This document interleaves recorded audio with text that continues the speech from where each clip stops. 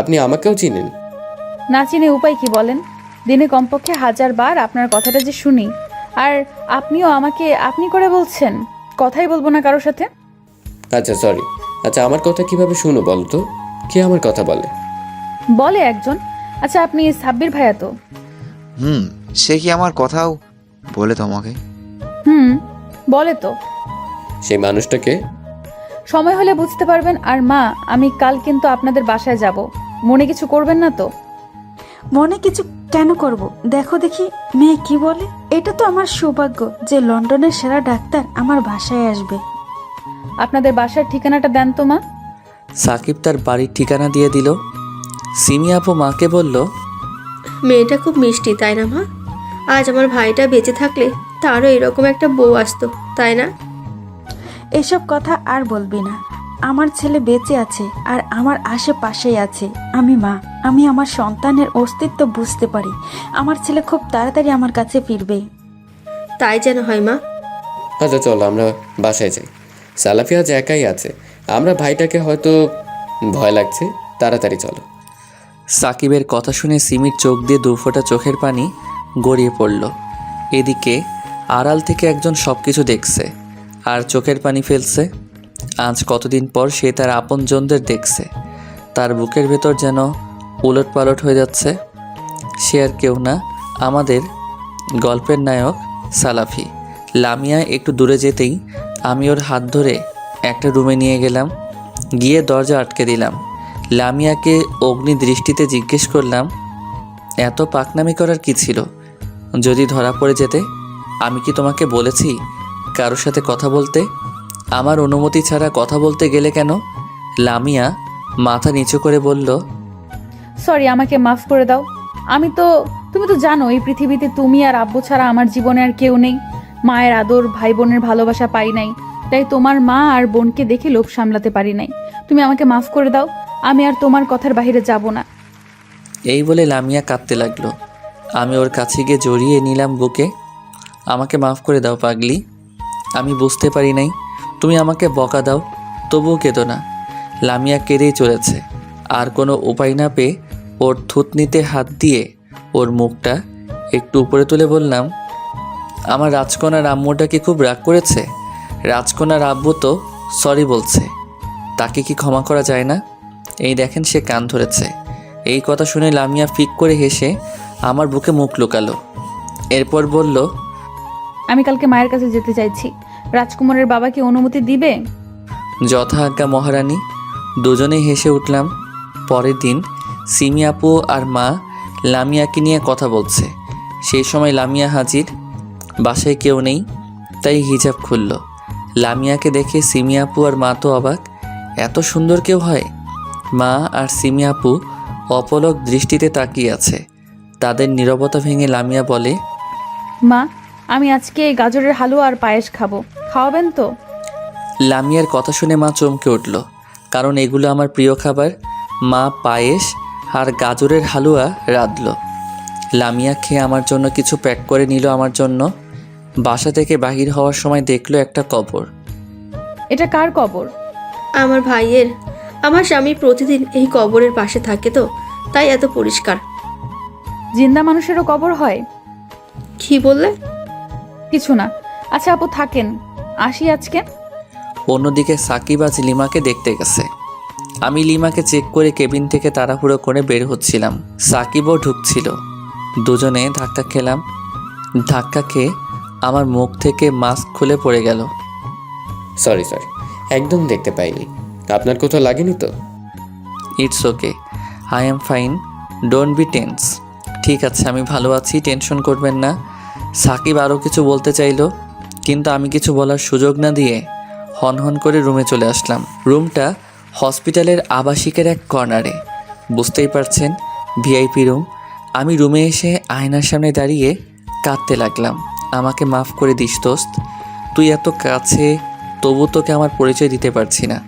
তোকে একবার বুকে জড়িয়ে নিতে পারছি না। কিভাবে বুকে জড়িয়ে নিব বল? আজ বেঁচে থেকেও আমি সবার কাছে মৃত। কিভাবে তোদের কাছে গিয়ে নিজের পরিচয় দিব বল? আমাকে মাফ করে দিস। এইসব বলে কাঁদতে লাগলাম। কোনোদিন তোকে মাফ করব না। পিছন থেকে এই কথা শুনে পিছন ঘুরে তাকালাম। হ্যাঁ, যা ভাবছি তাই। সাকিব দাঁড়িয়ে আছে। আমি মাথা নিচু করে নিলাম। তোকে কোনোদিন মাফ করবো না। এতগুলো দিন আমাদের সাথে যোগাযোগ রাখিস নি। তোর আইডিয়া আছে কতটা কষ্টে আমরা ছিলাম? আমরা তো তোকে কষ্ট দেইনি, তাহলে আমাদেরকে কেন কষ্ট দিলি বল? তোর আইডিয়া আছে সিমি কতটা কষ্ট পেয়েছে, মা কতটা কষ্ট পেয়েছে? এমন কোনো দিন নাই যে তোর জন্য চোখের পানি ফেলে নাই। তাদের চোখের পানির কোনো দাম নেই তোর কাছে, তাই না? এতটা স্বার্থপর কিভাবে হতে পারলি? আমি কোনো কথা বলছি না, মাথা নিচু করে শুধু চোখের পানি ফেলছি। নিজেকে খুব চালাক ভাবিস, তাই না? ভাবছিস তোর মতো চালাক এই পৃথিবীতে নাই। আর তোর নিঃশ্বাসের শব্দটাও আমার চেনা। আমি কোনো কথাই বলছি না। কালকে তুই যখন বেরিয়ে যাচ্ছিলি তোর হাঁটার স্টাইল দেখে আর লামের কথা শুনে আমার সন্দেহ হয়, আর আজ তোর ভয়ের শুনে কনফার্ম হলাম। আমি কোনো কথাই বলছি না, শুধু মাথা নিচু করে কাঁদছি। এখন আমাকে জড়িয়ে ধরবি নাকি কালানি খাবি শালা? আমি আর নিজেকে আটকে রাখতে পারলাম না, দৌড়ে গিয়ে ওকে জড়িয়ে ধরলাম। আমাকে মাফ করে দে দোস্ত, বুঝতে পারি নাই তোদের এতটা কষ্ট দিয়ে ফেলেছি। মাফ করে দে দোস্ত। শালা তোর মাফ নাই, আমাকে না জানি বিয়ে করেছিস। না ভাইয়া, আপনি ভুল ভাবছেন। আমাদের বিয়ে হয়নি, অনেকবার জোর করেছি, কিন্তু ওই যে একটা কথা, মা বোন আর কলিজার বন্ধু ছাড়া নাকি বিয়ে করবে না, তাই শুধু আংটি পরায় রাখছে।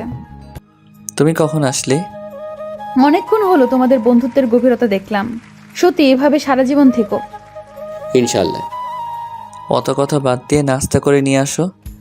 নিয়েই এসেছি, এই দেখো তোমার প্রিয় গাজরের হালুয়া আর পায়েস। এসব কোথায় পেলে? স্বয়ং মায়ের হাতের রান্না। লামিয়া আমাকে আর সাকিবকে নাস্তা দিল। নাস্তা খাচ্ছি আর চোখের পানি ফেলছি। অনেক দিন পর আজ মায়ের হাতে রান্না খেলাম। আমার কান্না দেখে লামিয়া আমার চোখের পানি মুছে দিয়ে কপালে একটা ভালোবাসার পরশ এঁকে দিয়ে দৌড়ে পালালো অন্য রুমে। আমি হাসবো নাকি কাঁদবো কিছুই বুঝছি না। বাবা, এইটা কি হলো দোস্ত? আমি লজ্জায় মাথা নিচু করে নিলাম। বলে বাবালে, লজ্জাবতীরালে। আচ্ছা, আমি একাই জিনিস ভেবে পাচ্ছি না, তোর মতো হাবাগোবার কপালে এরকম মাশাল্লাহ ভাবে জুড়লো কিভাবে? ওই শালা, আমি কি কোনোদিন বলছি তোকে বাদরের গলায় মুক্তার মালা? এভাবে বলতে পারলি শালা? দুজনেই আড্ডা দিতে লাগলাম। আচ্ছা দাঁড়া, সাব্বিরকে আসতে বলি, ও মনে হয় লিমার কেবিনে আছে। থাক না দোস্ত, ওদেরকে একটু একলা সময় কাটাতে দে। বুঝতে পারছি এখনো রেগে আছিস, তবে যাই বলিস সাব্বিরের কোনো দোষ ছিল না, আর লিমাও তোকে খুব ভালোবাসতো, তাই তোর সাথে কোনো মেয়েকে সহ্য করতে পারে না। তোর কোলে অন্য মেয়েকে দেখে খুব ভেঙে পড়েছিল, তাই সাব্বির ওকে সাপোর্ট দিয়েছে শুধু। আর হয়তো তুই ভাবছিস সাব্বির লিমার সাথে রিলেশনে গিয়েছিল, এটা ভুল। সাব্বির জান্নাতকে ভালোবাসে। আমি কিছুই বললাম না। সাকিব সাব্বিরকে আসতে বলল। কিছুক্ষণ পর সাব্বির আসলো, এসে দরজায় নক করলো। খোলাই আছে, আসতে পারিস। সাব্বির রুমে এসে দেখে আমি আর সাকিব বসে আছি। আমাকে দেখে শক খায়। এরপর কিছুক্ষণ চোখে অশ্রু নিয়ে অনেকক্ষণ আমার দিকে তাকিয়ে থাকে। এরপর পিছনে ঘুরে দেওয়ালের সাথে মাথা লাগিয়ে কাঁদতে থাকে। আমি বিছানা থেকে নেমে গিয়ে ওর কাছে দাঁড়ালাম। এখনও কি আমাকে জড়িয়ে ধরবি না? ওর কান্না ক্রমশই বাড়তে লাগলো। আমি ওকে পিছন থেকে জড়িয়ে ধরলাম। সাব্বিরও সামনে ঘুরে আমাকে জড়িয়ে ধরলো। আমাকে মাফ করে দিস দোস্ত। কিসের মাপ? আমরা বন্ধু না শালা? আমি কারো বন্ধু না, আমি চলে যাচ্ছি। সাকিবের কথা শুনে ওকে হাতের ইশারায় ডাকলাম। সাকিবও আমাদের সাথে যোগ দিল। তিনজনে জড়িয়ে ধরে অনেকক্ষণ কাঁদলাম। অন্যদিকে লামিয়ার রান্না শেষ, সবাই মিলে খাওয়া শুরু। লামিয়া আমাকে খাইয়ে দিচ্ছে আর আমার খাওয়া দেখে ওরা হাসছে। প্লিজ ভাইয়া, হাসবেন না, ওটা ওর ডেইলি রুটিন। আমি নিজের হাতে না খাওয়ালে ও খায় না, আর আমিও এতে অনেক শান্তি পাই। তাই বলে এত বড় গাধাকে খাওয়াবে? ওই শালা, আমি আমার বউয়ের হাতে খাচ্ছি, তোদের কি? আর কেউ কিছু বলছে না, শুধু হাসছে। খাওয়া শেষে ওদেরকে বিদায় দিলাম আর বললাম যেন আমার কথা কাউকে না বলে আর লিমার খেয়াল রাখে। পরের দিন লামিয়া রান্না করে নিয়ে কোথায় জানি গেল আর সন্ধ্যায় ফিরল। তাই বললাম, কোথায় গেছিলে? রাগ করবে না তো? রাগ কেন করব বলো? বাবার কাছে গিয়েছিলাম, জানো বাবার অবস্থা খুব খারাপ। আমি ওকে আর কিছু বলার সুযোগ না দিয়ে ওয়াশরুমে চলে গেলাম। কিছুক্ষণ পর বেরিয়ে দেখি লামিয়া সেই আগের জায়গায় দাঁড়িয়ে আছে, আর চোখে স্পষ্ট পানি দেখতে পেলাম। এভাবে দাঁড়িয়ে আছো কেন? লামিয়া দৌড়ে এসে আমাকে জড়িয়ে ধরে বলতে লাগলো, আমাকে মাফ করে দাও, আমি তোমার অনুমতি না নিয়ে গেছি। আমার উপরে রাগ হলে মারো, বকো, কিন্তু কথা না বলে থেকো না, মরে যাব কিন্তু। দূর পাগলি, আমি তোমার উপরে রেগে নেই। তুমি তোমার কর্তব্য ভালোই করেছো। তোমাদের রোম্যান্স শেষ হলে আসতে পারি? সাকিবের কথা শুনে লামিয়া দৌড়ে পালালো। সাকিব আর সাব্বির হাসতে লাগলো। লজ্জা পেতে হবে না, ওটা নারীর ভূষণ। তুই ব্যাটা সাওয়াল শালা। ধুর, তোরাও না। আচ্ছা, যে কারণে তোদের আসতে বলেছি, আগামীকাল সিমি আপুর জন্মদিন, ওকে সারপ্রাইজ দিব। কি কি করতে হবে জানিস তো? জানি। আমিও যাব কিন্তু। আচ্ছা, যেও। পরের দিন সাকিব, সাব্বির আর লামিয়া পুরো বাড়ি সাজিয়েছে। রাত 12টার কিছুক্ষণ আগে আপুর ফেভারিট কেক নিয়ে প্রবেশ করলাম। আপুর জন্য খয়েরি কালারের একটা শাড়ি নিয়েছি। সিমি আপুর চোখ বেঁধে নিয়ে আসা হলো। রাত 12টায় উইশ করে চোখের বাঁধন খুলে দিল সাকিব, আর আমি সামনে দাঁড়িয়ে আছি। তখন সাকিব বলল, সারপ্রাইজ। আপু আমার দিকে শুধু তাকিয়ে আছে, কোনো কথা বলছে না। চোখ দিয়ে পানি পড়ছে, যেন বাকশক্তি হারিয়ে ফেলেছে। কেমন দিলাম সারপ্রাইজ? কি ভাবছেন আমাকে মেরেছে? না, এবার আমার গালে পড়েনি, সাকিবের গালে পড়েছে। সাকিব চর খেয়ে মাথা নিচু করে নিয়েছে, আর কিছু বলছে না। তোর সারপ্রাইজের গোষ্ঠী মারি। তোকে গত 2 দিন ধরে আমার সন্দেহ হয়েছিল। আমি তোকে কতবার প্রশ্ন করছি, তুই একটাবার আমাকে বলছিস তুই না আমাকে ভালোবাসিস? এই তোর ভালোবাসা? নিজের ভালোবাসার মানুষের কাছে মনের কথা লুকানো, এ কী রকম ভালোবাসা? আজ মনে হচ্ছে তুই আমাকে ভালোই বাসিস না। সাকিব মাথা নিচু করে আছে, ওর চোখে পানি। এইসব তুমি কি বলছো? সব সত্যি বলছি। আজ থেকে তোর সাথে আমার কোনো সম্পর্ক নেই। যে ভালোবাসার মানুষের কাছে মনের কথা লুকাই, এমন কাউকে আমি চাই না। সিমি আপু কাঁদতে কাঁদতে বলতে লাগলো। আমি নির্বাক দর্শকের মতো দাঁড়িয়ে আছি। সিমি আপুর চেঁচামেচি শুনে মা এই রুমে চলে আসলো। কি হয়েছে এত চেঁচা? আর কিছু বলতে পারলো না। আমাকে সামনে দাঁড়িয়ে থাকতে দেখে চশমাটা খুলে মুছে আবার চশমাটা পরে নিল। এরপর ভালোভাবে তাকালো। গুটি গুটি পায়ে আমার দিকে এগিয়ে এসে আমার মুখে হাত বুলাতে লাগলো। আমি হাতটা ধরে মুখের কাছে নিয়ে চুম্বন করতে লাগলাম। বাবু, তুই ফিরে এসেছিস। তুই মায়ের কাছে ফিরে এসেছিস বাবা। আমি জানতাম আমার বাবু আমার কাছে ফিরে আসবে। সিমি দেখ, তোকে বলেছিলাম না আমার বাবুর কিচ্ছু হয়নি। আমার বাবু কিচ্ছু হতে পারে না। আমি মাকে জড়িয়ে ধরলাম। হ্যাঁ মা, আমি ফিরে এসেছি। তোমার বাবু ফিরে এসেছে আল্লাহ তাআলার রহমতে, আর তোমাদের দোয়ায় আমার কিছু হয়নি মা। মা আমাকে জড়িয়ে ধরে কাঁদতে লাগলো। আজ কতদিন পর মাকে জড়িয়ে ধরলাম। এতদিন কোথায় ছিলিস বাবা? মায়ের কথা একটা বারও মনে পড়েনি, একটা বারও খবর নিতে মন চায়নি? জানিস না তোর মাটা তোকে ছাড়া একদম থাকতে পারে না। এত অভিমান তোর আমাদের উপর। আমাকে মাফ করে দাও মা, কিন্তু বিশ্বাস করো তোমাদের ছাড়া একদম ভালো ছিলাম না। এরপর মাকে কিছুক্ষণ জড়িয়ে ধরে কাঁদলাম। এরপর মাকে ছেড়ে দিয়ে লামিয়াকে সামনে এনে বললাম, মা, এই হচ্ছে লামিয়া, তোমার ছেলের হবু বউ। তোমাকে না জানিয়ে পছন্দ করেছি, আমাকে ক্ষমা করে দিও। ধুর পাগল, বৌমা হিসেবে নয়, মেয়ে হিসেবে লামিয়াকে অনেক পছন্দ হয়েছে। আমি আর লামিয়া মাকে জড়িয়ে ধরলাম। পাগলি মেয়ে, আগে বলবি না তুই আমার বাবুর বউ? সরি মা। দূরে সিমি আপু দাঁড়িয়ে আছে। সাকিব হঠাৎ করে রুম থেকে বাহির হয়ে গেল। আচ্ছা মা, আমি যাই। আমি ভাবতে পারি নাই এত বছর পর ফিরে এসে আবার তোমাদের জীবনে সমস্যা সৃষ্টি করব। আমাকে সবাই মাফ করে দিও। লামিয়া, চলো। আমি লামিয়ার হাত ধরে চলে যেতে লাগলাম। সিমি আপু বলে উঠল, আর এক পা ফেলে দেখ, খুন করে ফেলবো। যেখানে আমার বন্ধুকে অপমান করা হয় সেখানে আমি থাকবো না। আমি এখানে আর এক মুহূর্তও থাকবো না। সিমি আপু আমাকে জড়িয়ে ধরে গোটা মুখে চুমু দিতে লাগলো। আর ছেড়ে যাস না ভাই, অনেক কষ্ট পেয়েছি। এবার চলে গেলে আর বাঁচবো না রে, মরে যাব। প্লিজ আর ছেড়ে যাস না। আমি সিমি আপুকে ছাড়ানোর চেষ্টা করতেছি। লামিয়া আমার হাত চেপে ধরলো। আমি চুপ হয়ে গেলাম। সিমি আপু অনেকক্ষণ আমাকে জড়িয়ে ধরে কাঁদলো। সাকিবের এখানে কোনো দোষ নাই আপু, আমি ওকে কাউকে বলতে মানা করেছিলাম, আর তুই ওকে ভুল বুঝলি। সরি, আমার ভুল হয়েছে। আমি নিজের রাগকে কন্ট্রোল করতে পারিনি। সরি, আমাকে না বলে সাকিবকে বল, যা ওকে মানিয়ে নিয়ে আয়। আচ্ছা, যাচ্ছি। আপু চলে গেল। আমরা ওদের জন্য অপেক্ষা করতে লাগলাম। ওইদিকে সাকিব বাবা মায়ের কবরের পাশে গিয়ে দাঁড়িয়ে আছে আর চোখের পানি বিসর্জন দিচ্ছে। তখনই সিমি আপু পিছন থেকে বলে উঠল, কি ব্যাপার মা, বাবার কাছে আমার নামে নালিশ দেওয়া হচ্ছে? আমিও কিন্তু নালিশ দেব। সাকিব কোনো কথা বলছে না। কি হলো, কথা বলছে না কেন? আপনি এখানে কেন? বারে, তুমি থেকে আপনি? হ্যাঁ, আপনার ভাই এখন ফিরে এসেছে, আপনাদের পরিবার এখন পূর্ণ, তাই আপনারা আনন্দ করেন। আমাকে খুঁজতে এসেছেন কেন? সরি, আমার ভুল হয়ে গেছে। আমাকে মাফ করে দাও প্লিজ। আমার তখন মাথা ঠিক ছিল না, কি বলতে কি বলে ফেলেছি। সিমি আপু সাকিবকে জড়িয়ে ধরে বলতে লাগলো। সাকিব সিমি আপুকে ছাড়িয়ে বলল, আরে কি বলছেন এসব? ভুল তো আমার, আপনি ঠিক বলেছেন, আমি সরি। এই বলে সাকিব চলে যেতে লাগলো আর সিমি আপু মাটিতে বসে কাঁদতে লাগলো। আমি একটু দূরেই দাঁড়িয়েছিলাম। সাকিবের সামনে গিয়ে দাঁড়ালাম।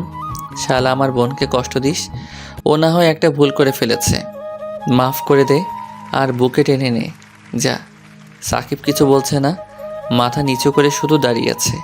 কি এখন যাবি নাকি কেলানি খাবি? সাকিব গিয়ে আপুকে ওঠালো। আপু সাকিবকে জড়িয়ে ধরে বলল, আমাকে মাফ করে দাও প্লিজ, আর কখনো এরকম করব না। আরে ঠিক আছে পাগলি, আর ক্ষমা চাইতে হবে না। হইছে, আর পিরিত করতে হবে না, এখন চলো কেক কাটবো। আপু লজ্জায় মুখ লুকালো। তুই যখন করিস আমাদের দেখে চলছে। তিনজনে হেসে দিলাম। তারপর রুমে এসে দেখি সাব্বির জানাতের সাথে কথা বলছে। এগিয়ে যাও বৎস, জাতি আপনাদের পক্ষে আছে। ধুর শালা, কি যে বলিস না। আজ বোনদের জন্য সবার মুখে শালা ডাক শুনতে হচ্ছে। সবই কপাল, আমি শুধু কাউকে শালা ডাকতে পারছি না। ফাজিল কোথাকার। সবাই হেসে দিলাম। এরপর কেক কাটলাম, সবাই অনেক মজা করলাম। এরপর সবাই আড্ডা দিতে লাগলাম। ভাই, তুই এতদিন কোথায় ছিলিস, আর আজকে এই পজিশনে কেমনে আসলি? সব বলতে হবে আজকে। না, অন্য কোনো একদিন বলবো। না, আজকে। আচ্ছা তাহলে শোনো, এই সব কিছু আজ ওর জন্য। ও আমার জীবনে না আসলে হয়তো আজ আমার জীবন এরকম হতো না। কেমন লামিয়া ভাবি তোর জীবনে আসলো? আচ্ছা শোনো তাহলে অতীত। সেদিন বাড়ি থেকে বেরিয়ে এয়ারপোর্টে গিয়ে তোদের সাথে কথা বলার পর তাড়াহুড়ো করে ভিতরে যাচ্ছিলাম। হঠাৎ করে মাথা যেন ঘুরতে শুরু করে, সমস্ত শরীর ঘামতে শুরু করে, চোখ ঝাপসা হতে শুরু করে। এরপর হঠাৎ করে মাথা ঘুরে পড়ে যায়। ও আর আঙ্কেল এয়ারপোর্টে ছিলেন। আমি মাথা ঘুরে পড়ে গেলেও দৌড়ে আমার কাছে এসে আমার মাথা কোলে নিয়ে বলতে লাগে, এই আপনার কি হয়েছে? কথা বলছেন না কেন? কথা বলেন। আব্বু একটু পানি দাও প্লিজ। আঙ্কেল পানি এনে দিই। সবাই হাসপাতালে নিতে চাইলেও কারো কাছে আমাকে ছাড়ে না। একটু পর আমার জ্ঞান ফিরে দেখি আমি ওর কোলে শুয়ে আছি। উঠতে চাইলে ও জোর করে শুয়ে দিয়ে বলতে থাকে, আপনাকে উঠতে হবে না। আপনার কি হয়েছিল? এরকমভাবে মাথা ঘুরে পড়ে গেলেন কেন? আমি তো দেখে অবাক। আমি একজন মেয়ের কোলে মাথা রেখে শুয়ে আছি। মেয়েটার চোখগুলো দেখতে পারছি না, কালো পর্দায় ঢাকা, হাতে মোজো, সমস্ত শরীর মিষ্টি কালারের বোরকায় আবৃত। জানি না আমার কি হয়েছিল। আমাকে কিছু খাবার দিবেন? আঙ্কেল তাড়াতাড়ি আমার জন্য কিছু খাবার নিয়ে এলেন। ও আমাকে নিজের হাতে খাওয়াতে লাগলো। খাওয়া শেষে জিজ্ঞেস করলাম, কয়টা বাজে এখন? এখন সময় 8:25। আমি শুনে হাউমাউ করে কাঁদতে লাগলাম। না, এ হতে পারে না। আমার জীবন এভাবে শেষ হতে পারে না। আমার স্বপ্ন নষ্ট হতে পারে না। আপনি সত্যি বলছেন তো? হ্যাঁ, সত্যি বলছি। আমি জোরে জোরে কাঁদতে লাগলাম। মা, আমাকে মাফ করে দাও মা। আমি তোমার স্বপ্ন পূরণ করতে পারলাম না। আমি তোমার ভালো ছেলে হইতে পারলাম না। তোমার ছেলের সব স্বপ্ন শেষ মা। হে আল্লাহ, আমি কি এমন পাপ করেছি যে আমার সাথেই সবসময় এরকমটা হয়? আমার স্বপ্নটা এইভাবে শেষ করলেন কেন? এর থেকে আমাকে উঠায় নিতেন, তবুও ভালো হতো। আমি আর বেঁচে থেকে কি করব? আপনি আমাকে উঠিয়ে নেন, আমি আর বাঁচতে চাই না। এই বলে কাঁদতে লাগলাম। সবাই আমার দিকে তাকিয়ে আছে, আমার কান্না দেখেও কাঁদতেছে। এরকমভাবে বলতে নেই, আল্লাহ যা করেন ভালোর জন্যই করেন, কাঁদবেন না প্লিজ। তুমি কোথায় যাবে বাবা, আর কি জন্য যাবে? আমি লন্ডনে যাব, স্কলারশিপ নিয়ে সেখানে ডাক্তারি পড়ার জন্য যাচ্ছিলাম। এখন তো আমার সব স্বপ্ন শেষ হয়ে গেল। আমরাও তো সেখানেই যাচ্ছি। আচ্ছা কান্না করিও না বাবা, দাঁড়াও আমি চেষ্টা করে দেখছি কি করা যায়। আব্বু চেষ্টা না করতেই হবে, না হলে আমিও যাব না। আঙ্কেল একটু মুচকি এসে বললেন, তোমার পাসপোর্টের কার্ডটা দাও তো।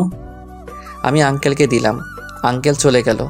লামিয়া আমাকে ধরে একটা সিটে বসিয়ে আমাকে ধরে বসে আছে। আমার কেমন জানি লাগছে।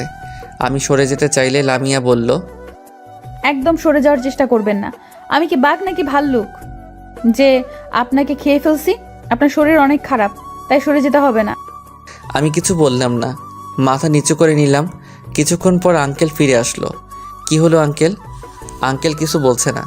তাহলে কি আমার সব স্বপ্ন শেষ? আমি কি আর ডাক্তারি পড়তে যেতে পারবো না? আল্লাহ, তুমি তো দয়ালু, তুমি এটা করতে পারলে। আমার সাথে কেন এরকমটা করলে? এই বলে কাঁদতে লাগলাম।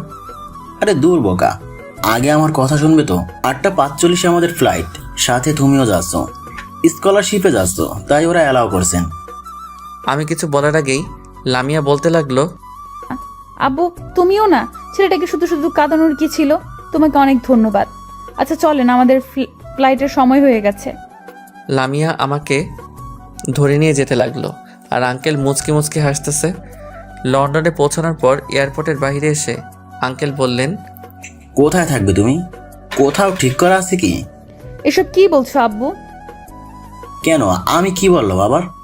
উনি আমাদের সাথেই থাকবে, আর এই অচেনা শহরে উনি কোথায় যাবে বলো? কিন্তু কিসের কিন্তু? কোনো কিন্তু না। আর একটা কথা বললে কি যে করব আমি নিজে জানি না। এই কথা বলে লামিয়া একটা কারে গিয়ে উঠল। আমাদের কাণ্ড দেখে আঙ্কেল শুধু হাসছেন। কি করবে এবার? আমি কিছু না বলে কারে গিয়ে উঠলাম। আঙ্কেল মুচকি হাসি দিয়ে কারে এসে বসলেন। কিছুক্ষণ পর বাসায় গিয়ে পৌঁছালাম। বাসাটা খুবই সুন্দর। আমাকে একটা রুম দেখিয়ে দেওয়া হলো।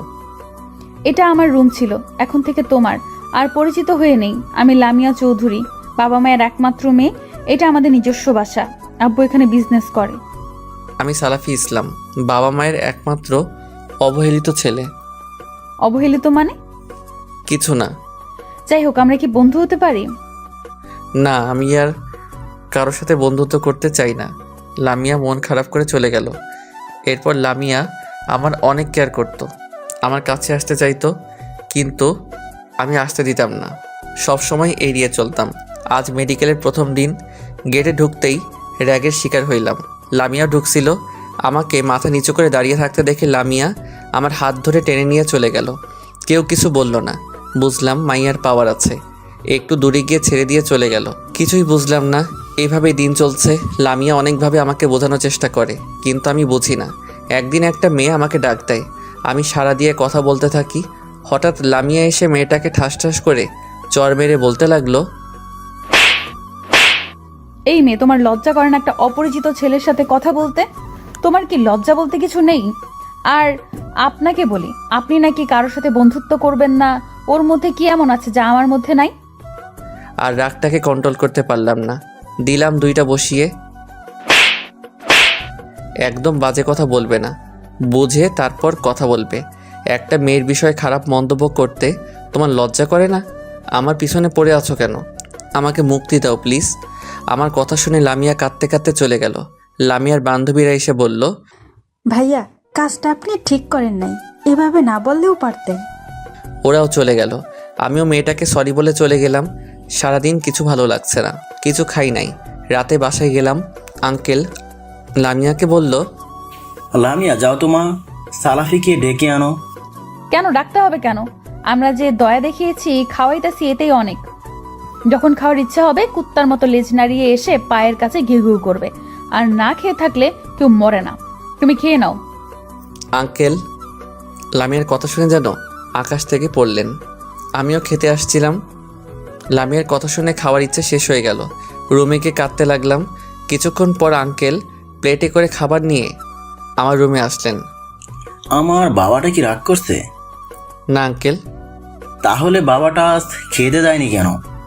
আমার ক্ষুধা নাই। রাস্তার কুকুরের ক্ষুধা লাগলে নিজে থেকে খেয়ে নিবে। সত্যি কি? আমি খাইয়ে দিলে কি বাবাটা কি খাবে না? আঙ্কেল আমার মুখের সামনে খাবার ধরলেন, কিভাবে আর না করি। খাওয়ার পর আঙ্কেলকে একটা পার্ট টাইম জবের কথা বললাম। আঙ্কেল নিজের কোম্পানিতে একটা চাকরির ব্যবস্থা করে দিলেন।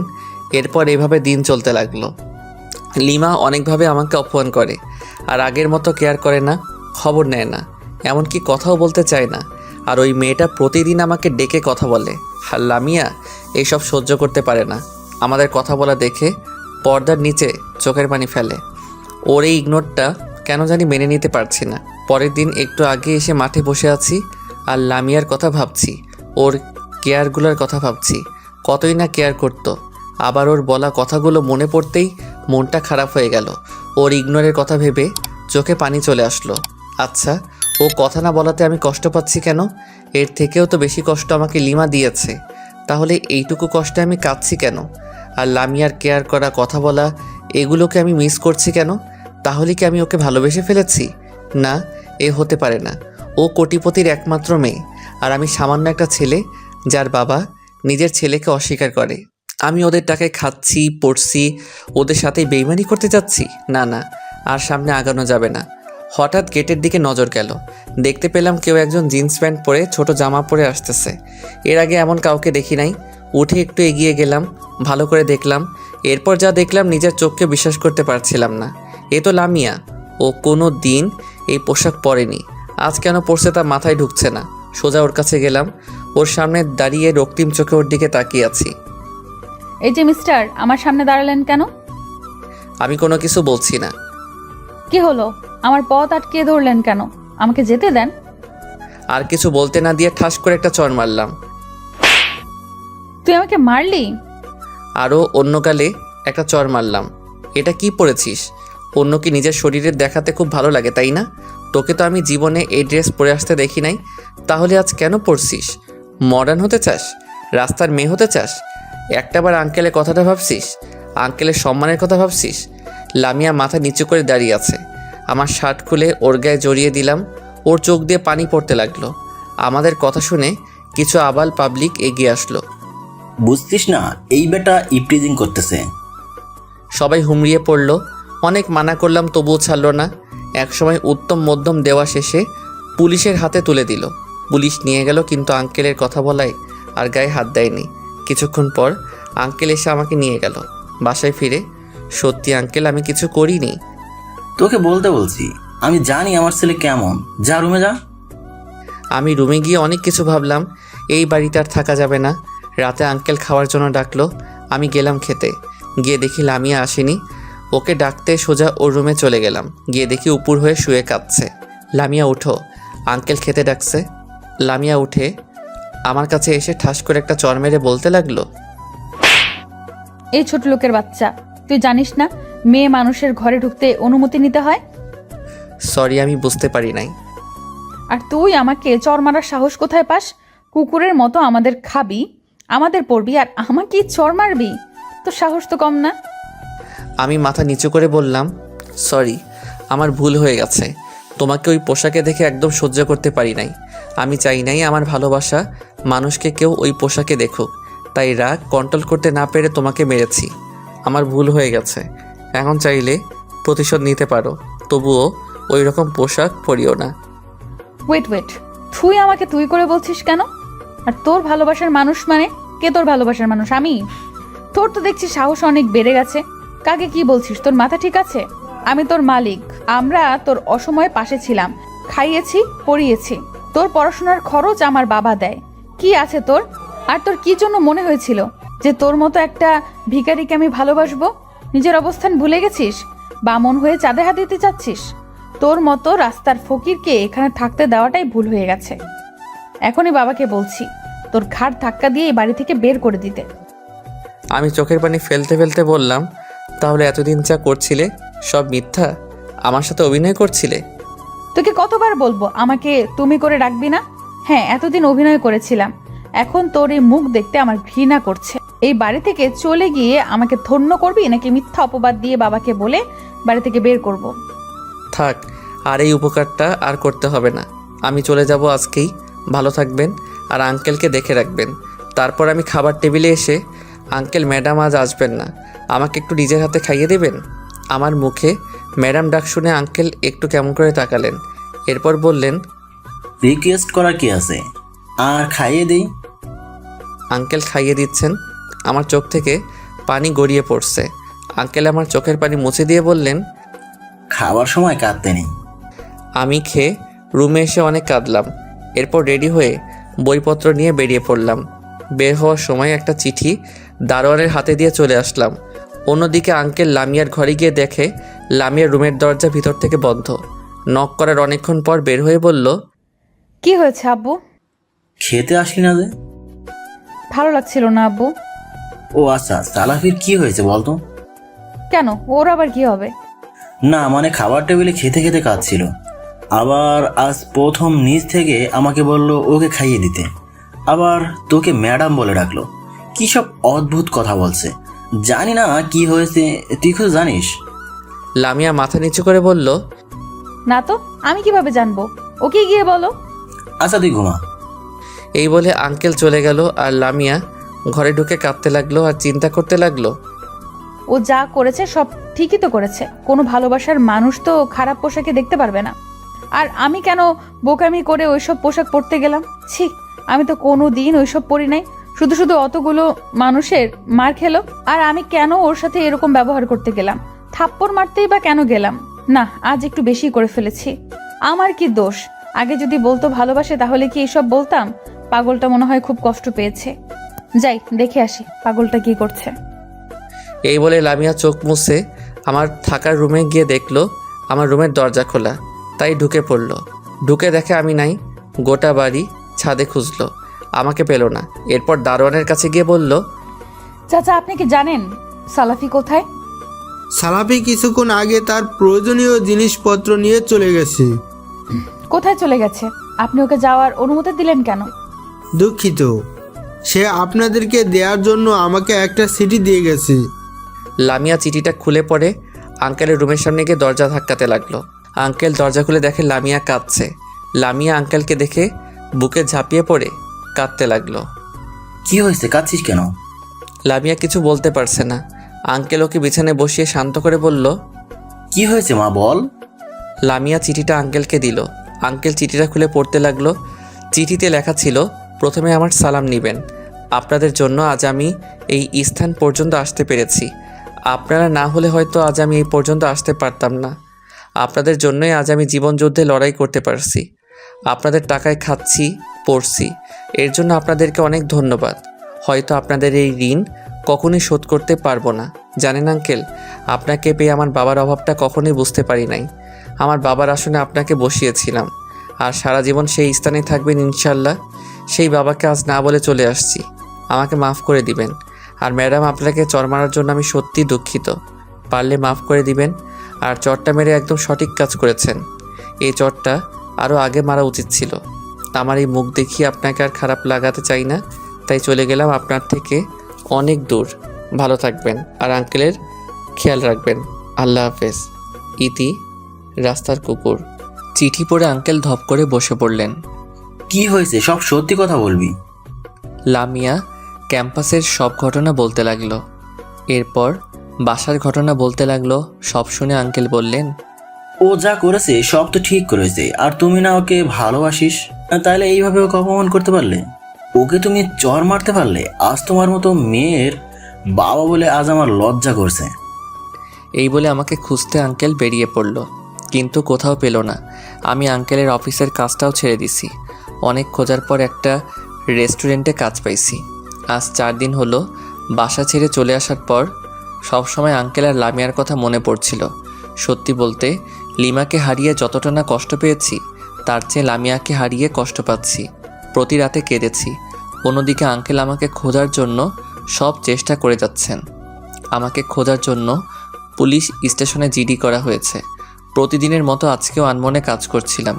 হঠাৎ একটা গ্লাস আমার হাত থেকে পড়ে যায়। ম্যানেজার এসে ঠাস ঠাস করে চর বসিয়ে বলতে থাকে, এই কাজ করার সময় তোর মন কোথায় থাকে? ছোট লোক ভিখারি, দিলি তো গ্লাসটা ভেঙে। এখন এই গ্লাসের টাকা তোর বাপ দিবে? আজ তোর বেতন থেকে কাটবো। আমি মাথা নিচু করে বললাম, সরি স্যার, আমার ভুল হয়ে গেছে। যা এখান থেকে। আমি মন খারাপ করে কাজ করতে লাগলাম। হায় রে দুনিয়া, টাকা ছাড়া মানুষের মূল্য নাই। মন দিয়ে কাজ করছি, হঠাৎ দেখে একজন মানুষ কয়েকজন পুলিশ সহ আমার দিকে এগিয়ে আসছে। ভালো করে তাকিয়ে দেখে আমি তো অবাক। লোকটাকে দেখে আমার হাত পা কাঁপতে লাগলো, কারণ লোকটি আর কেউ না, স্বয়ং আঙ্কেল। আমার কাছে এসে কিছু বলার সুযোগ না দিয়ে আমার হাত ধরে টানতে লাগলো। আমি একটু গিয়ে আটকে পড়লাম, আর হাঁটছি না। আমার কাণ্ড দেখে আঙ্কেল ফিরে একটা ঠাস করে চড় মেরে বলল, কি এবার যাবে তো? যাবো তো, আগে জিনিসপত্রগুলো নেই।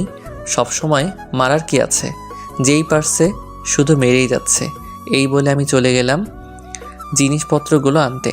যেতেই হবে আঙ্কেলের সাথে। আজ আঙ্কেলের যে রূপ দেখেছি তার কোনো দিন দেখি নাই। এখন না বললে আজ তো খেয়ে ফেলবে, এটা শিওর। অন্যদিকে আমি যাওয়ার পর আঙ্কেল ম্যানেজারকে ডেকে বললেন, ওর সাথে কেউ কি খারাপ ব্যবহার করতেছো? ম্যানেজার মাথা নিচু করে আছে, কিছু বলছে না।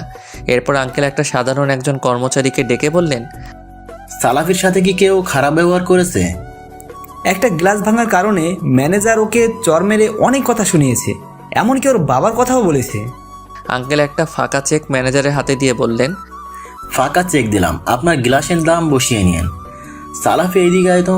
এই লোকটা তোকে চর মেরেছিল তাই না, একটা গিলাসের টাকার জন্য। ওকে টাকা দিয়ে দিয়েছি, যা এখন ওর চরটা ওকে ফেরত দিয়ে আয়।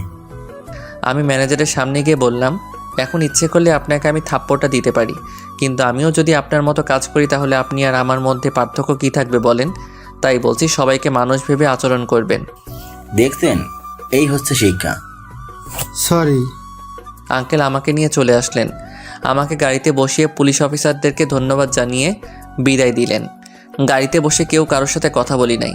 ইনফ্যাক্ট আমি কথা বলার সাহস পাই নাই। বাসায় ফিরে আঙ্কেল আমার হাত ধরে বাসার ভিতরে নিয়ে গেল। এরপর সামনে দাঁড় করিয়ে বলতে লাগলো, বাড়ি ছেড়ে গিয়েছিলে কেন? আমি মাথা নিচু করে বললাম, এমনি চলে গেছিলাম, আর এই বাড়ি তো আর আমার বাবার না। খুব কথা বলা শিখে গেছিস দেখছি। আচ্ছা, আমি কি নিজের ছেলের থেকে কোনো অংশে তোমাকে কম দেখেছি? নিজের ছেলের মতো তোর যত্ন করেছি এই কয়েকদিনে, তবুও এই কথা বলতে পারলি? আর কি বললি, এমনি এমনি এই বাড়ি ছেড়ে গিয়েছিলি? আমাকে কি তুই বোকা ভাবিস? আমি সব শুনেছি লামিয়ার কাছে। একবার কি এ নিয়ে আমার সাথে কথা বলতে পারতি না? আমাকে না বলে চলে যেতে পারলি? আমার কথা একবারও তোর মনে পড়লো না? আমি মাথা নিচু করে আছি, কিছু বলছি না। জানিস, তোর জন্য মেয়েটা 4 দিন ধরে কিছু মুখে নেয়নি, শুধু তোর জন্য কেঁদেছে। এইভাবে মেয়েটাকে ছেড়ে যাওয়া কি তোর খুব দরকার ছিল? মেয়েটা নয় ভুল করেই ফেলেছে, আমাকে তো অন্তত একবার জানাতে পারতিস। আমি মাথা নিচু করেই দাঁড়িয়ে আছি। এখন ওর কাছে যাবি নাকি মার খাবি? আমি মাথা নিচু করে আমার রুমে গেলাম। রুমে গিয়ে তো আমি অবাক, আমার বিছানায় লামিয়া বালিশে মুখ গুজে কান্না করছে। আমি ওর পাশে বসে বলতে লাগলাম, কি হয়েছে, এত কান্না করার কি আছে? আমি তো চলেই গেছিলাম আপনাকে মুক্তি দিয়ে, তাহলে না খেয়ে থাকার কি আছে? হঠাৎ লামিয়া উঠে বসে বলতে লাগলো, তো তোকে আবার কে আসতে বলছে? শুনলাম কে নাকি না খেয়ে আছে, আমার জন্য নাকি কান্না করছে, তাই ফিরে আসলাম। আচ্ছা, আমার ভুল হয়েছে, মাফ করবেন। আবার চলে যাচ্ছি। আমি উঠতে চাইলে লিমা আমাকে বিছানায় ফেলে আমার বুকের উপর উঠে বসে বলতে লাগলো, আর একবার শুধু চলে যাবার কথা বল কুত্তা, একেবারে মেরে ফেলবো। খুব সাহস হয়েছে তাই না? আমাকে ছেড়ে চলে আসতে চাস? একটুতেই এতটা রাগ হয়েছে? আর আমাকে যে এতদিন ইগনোর করেছিস, আমার বুঝি রাগ হয়নি? আমি কিছু বলছি না, শুধু ওর দিকে এক দৃষ্টিতে তাকিয়ে আছি। হঠাৎ লামিয়া আমাকে জড়িয়ে ধরে কেঁদে কেঁদে বলতে লাগলো, তোমাকে ওই মেয়ের সাথে দেখে আমার খুব রাগ হতো, একদম তোমার পাশে সহ্য করতে পারতাম না, আর তোমার ইগনোরটাকে একদমই সহ্য করতে পারতাম না। তাই ওই মেয়ের মতো করে সেদিন সেজেছিলাম। তোমাকে ওইসব বলার কোনো ইচ্ছে আমার ছিল না, রাগের মাথায় বলে ফেলেছি। আমাকে মাফ করে দাও, আমি তোমাকে ছাড়া বাঁচতে পারবো না। তোমাকে যেদিন প্রথম দেখেছি ওই দিনই ভালোবেসে ফেলেছি। আমাকে ছেড়ে যেও না, আর গেলে আমাকে মেরে তারপর যাও। লামিয়ার কথা শুনে ওকে শক্ত করে জড়িয়ে ধরলাম। হঠাৎ আঙ্কেল পিছন থেকে বললেন, হয়েছে হয়েছে, পরেও রোমান্স করা যাবে, এখন খেতে আসো। আঙ্কেলের কথা শুনে আমি লজ্জায় পড়ে গেলাম। আঙ্কেল, আমার কিছু কথা ছিল যা আজ পর্যন্ত আপনাদের কাছে গোপন করছি। কি কথা? আঙ্কেল, আমার একটা ভয়ঙ্কর অতীত আছে যা আজ আপনাদেরকে জানাতে চাই। আচ্ছা বলো। এরপর আমার সব অতীতের কথা খুলে বললাম। লিমা আর আমার সব কথা বললাম। আমার কথা শুনে আঙ্কেল কিছু বলল না। দেখলাম অশ্রুসিক্ত নয়নে মাথা নিচু করে আছে। তারা কেউ কিছু বলছে না। তাদের নীরবতা দেখে লামিয়াকে উদ্দেশ্য করে বললাম, এই জন্য আমি তোমার সাথে বন্ধুত্ব করতে চাই নাই। আমার কথা শেষ করে আমি মাথা নিচু করে আছি। এতদিন এইসব বলো নাই কেন? লজ্জা আর ভয়ে। আপনারাও যদি খারাপ ভেবে তাড়িয়ে দেন। তাহলে আজ বললে কেন? আমি মাথা নিচু করেই আছি, কিছু বলছি না। আমি কিছু বলছি না বলে লামিয়া যে কথা বলল তা শোনার জন্য আমি মোটেই প্রস্তুত ছিলাম না। আব্বু, আমি এখনই বিয়ে করব। তুমি কি রাজি আছো? আর তুমি রাজি না থাকলেও আমার কিছু করার নেই, আমি আজকেই ওকে আমার করে নিব। আঙ্কেল যেন কথা বলার ভাষা হারিয়ে ফেলেছেন। কি বলছিস এসব? তুই পাগল হয়ে গেছিস নাকি? আমি মাথা নিচু করেই রইলাম। যা ভেবেছিলাম তাই। আঙ্কেল হয়তো ভুল বুঝলো। কি বলছো আব্বু? তুমিও ওদের মতো ভুল বুঝতেছো। তুমি জানো না ও কেমন। যাই হোক, ও যেরকমই হোক না কেন, ও শুধু আমার আর কারো না। আর এখন তুমিও যদি ওকে মেনে না নাও, তাতে আমার কিচ্ছু করার নেই। ওর হাত ধরে আমি গাছতলাতে থাকতেও রাজি আছি। ওকে ছাড়া আমি একেবারে শূন্য। আপনি চুপ করেন। এসব কথা একদম বলবেন না। উনি আপনার জন্মদাতা, পিতা। উনি আপনার ভালো মন্দ খুব ভালো করে জানেন। কোথায় গেলে আপনার উপকার হবে আর কোথায় গেলে আপনার ক্ষতি হবে তা ওনার চেয়ে ভালো কেউ জানেন না। আর মাতা পিতা কখনো সন্তানের খারাপ চায় না। এই সব কিছু আমার জন্য হচ্ছে। আমার ফিরে আসা ঠিক হয়নি। আমি আবার চলে যাচ্ছি। আমাকে মাফ করবেন। আর কাউকে ছাড়া কারো জীবন কখনো থেমে থাকে না। আর একবার শুধু যাওয়ার কথা বলো, মেরে পা ভেঙে দিব। কি বললে? কারো অনুপস্থিতিতে কারো জীবন থেমে থাকে না? হ্যাঁ, আমারও থাকবে না হয়তো, কিন্তু জিন্দা লাশ হয়ে বেঁচে থাকবো। তুমি কি তাই চাও? নিশ্চয়ই চাও না। তুমি যেখানে থাকবে আমিও সেখানেই থাকবো। পৃথিবীর সব মানুষ খারাপ বললেও তুমি আমার কাছে সবার চেয়ে শ্রেয়। যে তোমাকে ভুল বোঝে তার কাছে থাকার কোনো প্রশ্নই ওঠে না। তোমার জন্য আমি 1000 জনকে ত্যাগ করতে পারি, এমনকি নিজের আর একটাও বাজে কথা না। তোমাদের কথা শেষ হয়ে থাকলে আমি কিছু বলতে পারি? আমরা কিছু বলছি না, মাথা নিচু করে আছি। লামিয়া আমার চর খেয়ে মাথা নিচু করে চোখের পানি ফেলছে। আঙ্কেল কোমল কণ্ঠে বলতে লাগলেন, তোমরা কি আমাকে এতটাই খারাপ মনে করো? আমি কি খুব খারাপ? আমার মধ্যে কি মায়া, মমতা, ভালোবাসা বলতে কিছু নেই? আমি কি একবারও বলেছি যে তোমাদের মেনে নেব না কিংবা সালাভিকে ভুল বুঝছি? আচ্ছা, নিজের সন্তানকে কি আমি ভুল বুঝবো? আমি কি এতটাই খারাপ? আজ আমার নিজের মেয়ের কথা শুনে মনে হচ্ছে আমি পিতা হিসেবে ব্যর্থ। এতদিন ধরে তোকে মানুষ করেছি, তোর মুখের দিকে তাকিয়ে আজ অব্দি দ্বিতীয় বিয়ে করিনি। কোনো জিনিস আছে কি যেটা তুই চেয়েছিস আর আমি দেইনি? তবুও আজ ছেড়ে যাওয়ার কথা বললি। একবারও তোর এই বুড়ো বাপটার কথা ভাবলি না? সত্যি বলছি, আজ আমার মরে যাওয়ার ইচ্ছা করছে জানিস। লামিয়া দৌড়ে গিয়ে ওর আঙ্কেলের পা জড়িয়ে ধরে বলতে লাগলো, আমাকে মাফ করে দাও আব্বু। আমি অনেক বড় ভুল করে ফেলেছি। আমি ওইভাবে বলতে চাইনি আব্বু। ওকে অনেক ভালোবাসি আব্বু। ভেবেছিলাম তুমিও হয়তো ওকে ভুল বুঝে আমার জীবন থেকে তাড়িয়ে দেবে, তাই ভয়ে আর রাগে বলে ফেলেছি আব্বু। তুমি আমাকে মাফ করে দাও। আমি কথা দিচ্ছি আর জীবনেও ওইসব কথা বলবো না। এই বলে লামিয়া কাঁদতে লাগলো। আমিও আঙ্কেলের কাছে গিয়ে বললাম, আঙ্কেল, ও না বুঝে ভুল করে বলে ফেলেছে। প্লিজ দয়া করে ওকে মাফ করে দিন। আপনি তো জানেন ও আপনাকে কতটা ভালোবাসে। প্লিজ আঙ্কেল, রাগ করে থাকবেন না প্লিজ। আঙ্কেল আমার কথা শুনে লামিয়াকে পা থেকে উঠিয়ে আমাদের দুইজনকে জড়িয়ে ধরে বলতে লাগলেন, মাফ করতে পারি, তবে একটা শর্তে। কি সেটা শর্ত আমরা কি জানতে পারি? আজকেই তো দেখবি। না, এটা তো বড় শাস্তি হয়ে যাচ্ছে জাহাপনা। আমরা তো এতটা ভুল করিনি। শাস্তিটা কি একটু কমানো যায় না? না, যায় না। কিন্তু আমি তো এখনো ছোট, আমি তো এখন বিয়ে করতে পারবো না। আমার কথা শুনে লামিয়া আঙ্কেলকে ঘরের ভিতরে নিয়ে বলল, আব্বু তুমি বিয়ের অ্যারেঞ্জ করো, ওকে আমি রাজি করাচ্ছি। আঙ্কেল হাসতে হাসতে বেরিয়ে গেলেন। লামিয়া দরজা বন্ধ করে দিয়ে আমার কাছে এসে আমাকে বিছানায় ধাক্কা দিয়ে ফেলে আমার বুকের উপর বসে বলতে লাগলো, শালা তুই ছোট, সঠিক সময় বিয়ে করলে এতদিনে আমাদের ছেলে মেয়ে আব্বু আম্মু বলে ডাকতো, আর তুই বিয়ে করবি না, তোর দাদা বিয়ে করবে। তাহলে আমার দাদাকেই বিয়ে করো। কি বললি শালা খাটাস? লামিয়া শোনো, আমি আমার মা বোন আর প্রাণের বন্ধু ছাড়া বিয়ে করতে পারবো না। আমাকে মাফ করে দিও। আমার কথা শুনে লামিয়া আমার কপালে একটা কিস করে শক্ত করে জড়িয়ে ধরলো। কিছুক্ষণ পর বলল, শুধু এঙ্গেজটা করে তোমাকে নিজের করে রাখি, তোমাকে হারানোর ভয় সবসময় আমাকে তাড়া করে বেড়ায়। আমি আর কিছু বললাম না। রাতে আমাদের এঙ্গেজড হইল। এখন আমরা খাতা কলমে স্বামী স্ত্রী। সব শেষে লামিয়া আমার রুমে এসে আমাকে জোর করে জড়িয়ে ধরে গোটা মুখে ভালোবাসার পরশ এঁকে দিয়ে আমাকে শক্ত করে জড়িয়ে ধরে থাকলো। আমিও বাধা দিলাম না আজকে। কিছুক্ষণ পর, তোমার রুমে যাবে না? আজকে একটু থাকি প্লিজ। আমি আর না করলাম না। আমার বুকে মাথা দিয়ে সারা রাত থাকলো। পরের দিনে আমার রুমে লামিয়ার বেডটা ঢুকানো হলো। ওর একটাই শর্ত, ওর পাশে ঘুরে শুতে হবে আর ও সারা রাত দেখবে। এভাবে লামিয়ার কেয়ার ভালোবাসায় 3 বছরে মেডিকেল শেষ করলাম দুজনে। পরের 1 বছর প্রফেশনাল জীবন। আমি লামিয়াকে ধন্যবাদ না দিয়ে পারি না। আমার একটা কথাই 4টা বছর নিজেকে ধরে রাখছে। এরপর হঠাৎ একদিন শুনলাম যে বাংলাদেশ নাকি যেতে হবে। লামিয়া খুব জেদ করছিল, তাই চলে আসলাম। এসে দেখি রুগী লিমা। আমার কথা শুনে কে কি বলবে ভেবে পাচ্ছিল না। সিমি আপু লামিয়ার কাছে গিয়ে ওর হাত ধরে বলতে লাগলো, তোমাকে কি বলে ধন্যবাদ দিব ভেবে পাচ্ছি না। তোমার মতো ভাইয়ের বউ পেয়ে আমার ভাইয়ের জীবনটা সত্যি ধন্য। আমার ভাইকে সত্যি তুমি ডিজার্ভ করো। আপুর কথা শুনে লামিয়া মায়ের মুখে মুখ লুকালো। পাগলি মেয়ে। একটা সুসংবাদ সবার জন্য। তুমি এবার হুট করে কি সুসংবাদ পেলে? মা হতে যাচ্ছ নাকি? সবাই হাসতে লাগলো।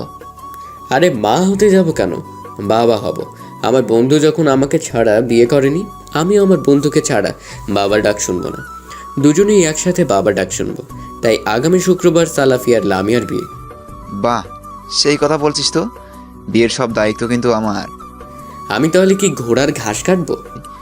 তা কেন করবি? তোর দাদা কয়টা ঘোড়া রেখে গেছে রে? তুই সব সুন্দরী মেয়েদের দেখবি। এটা একটা ভালো কথা বলেছিস, আইডিয়াটা ভালো আছে। সিমি আপু রক্তিম চোখে সাকিবের দিকে তাকিয়ে আছে। সাকিব ভয় পেয়ে বলল, আমি কিছু বলি নাই তো, সাব্বির বলেছে। এভাবে তাকিয়ে থাকার কি আছে বুঝি না। রুমে আয় আগে তুই, তারপরে বোঝাবো। সিনিয়র আপুদের বিয়ে করার এক সুবিধা, মাঝে মাঝে তুই তো করেও শোনা যায়। কি বললি আপু? আর কে রাখে? সাকিব দেদর আজ বেচারার কপালে শনি আছে। আমি আর সাব্বির এক রুমে গেলাম, আর মায়ের সাথে লামিয়া গেল। আমরা রুমে যাচ্ছিলাম, লামিয়া এসে ঠুস করে কপালে চুমো দিয়ে ধরে পালালো। সাব্বির ভ্রু কুচকে তাকালো। আমি মাথা চুলকাতে চুলকাতে বললাম, এটা প্রতিদিনের রুটিন। শুয়ে পড়লাম। শুয়ে শুয়ে ভাবতেছি আমার জীবন কোথায় ছিল আর আজ কোথায়। কখন আশা করি নাই আমার জীবনে এতটা পরিবর্তন আসবে। এই সব কিছুর জন্য ধন্যবাদের দাবিদার একমাত্র লামিয়া। আমার জন্য কি না করেনি। ওকে পেয়ে সত্যি আজ আমি ধন্য। আপনি যাকে ভালোবাসেন তার কাছে পাবেন 50%, আর যে আপনাকে ভালোবাসবে তার কাছে পাবেন 100%। অতএব তাকেই ভালোবাসুন যে আপনাকে ভালোবাসে। লামিয়ার কথা ভাবতে ভাবতে কখন যে ঘুমিয়ে গেছি আমার আর মনে নাই। সকালে ঘুমের মধ্যে অনুভব করছি কে যেন আমার মাথায় হাত বুলিয়ে দিচ্ছে। টিপ টিপ চোখ খুলতে যাকে আমার পাশে দেখলাম তাতে আমার ঘুম চলে গেল। আর নিজের মেজাজটাকে কন্ট্রোল রাখতে পারলাম না, কারণ লোকটি আর কেউ না, আমার জন্মদাতা পিতা। আমি চটপট করে উঠে বসলাম। কেমন আছিস বাবা? এতদিন একটা বারো কি তোর এই বাপটার কথা মনে পড়েনি? আপনি এখানে কেন? এই কেমন কথা? বাবা ছেলের কাছে আসতে কি কোনো কারণ লাগে? হ্যাঁ লাগে, অবশ্যই লাগে। আপনার মতো বাবাদের লাগে। কি বলছিস এসব তুই? একদম ঠিক বলছি। আমি বেঁচে আছি কিনা আজ দেখতে এসেছেন?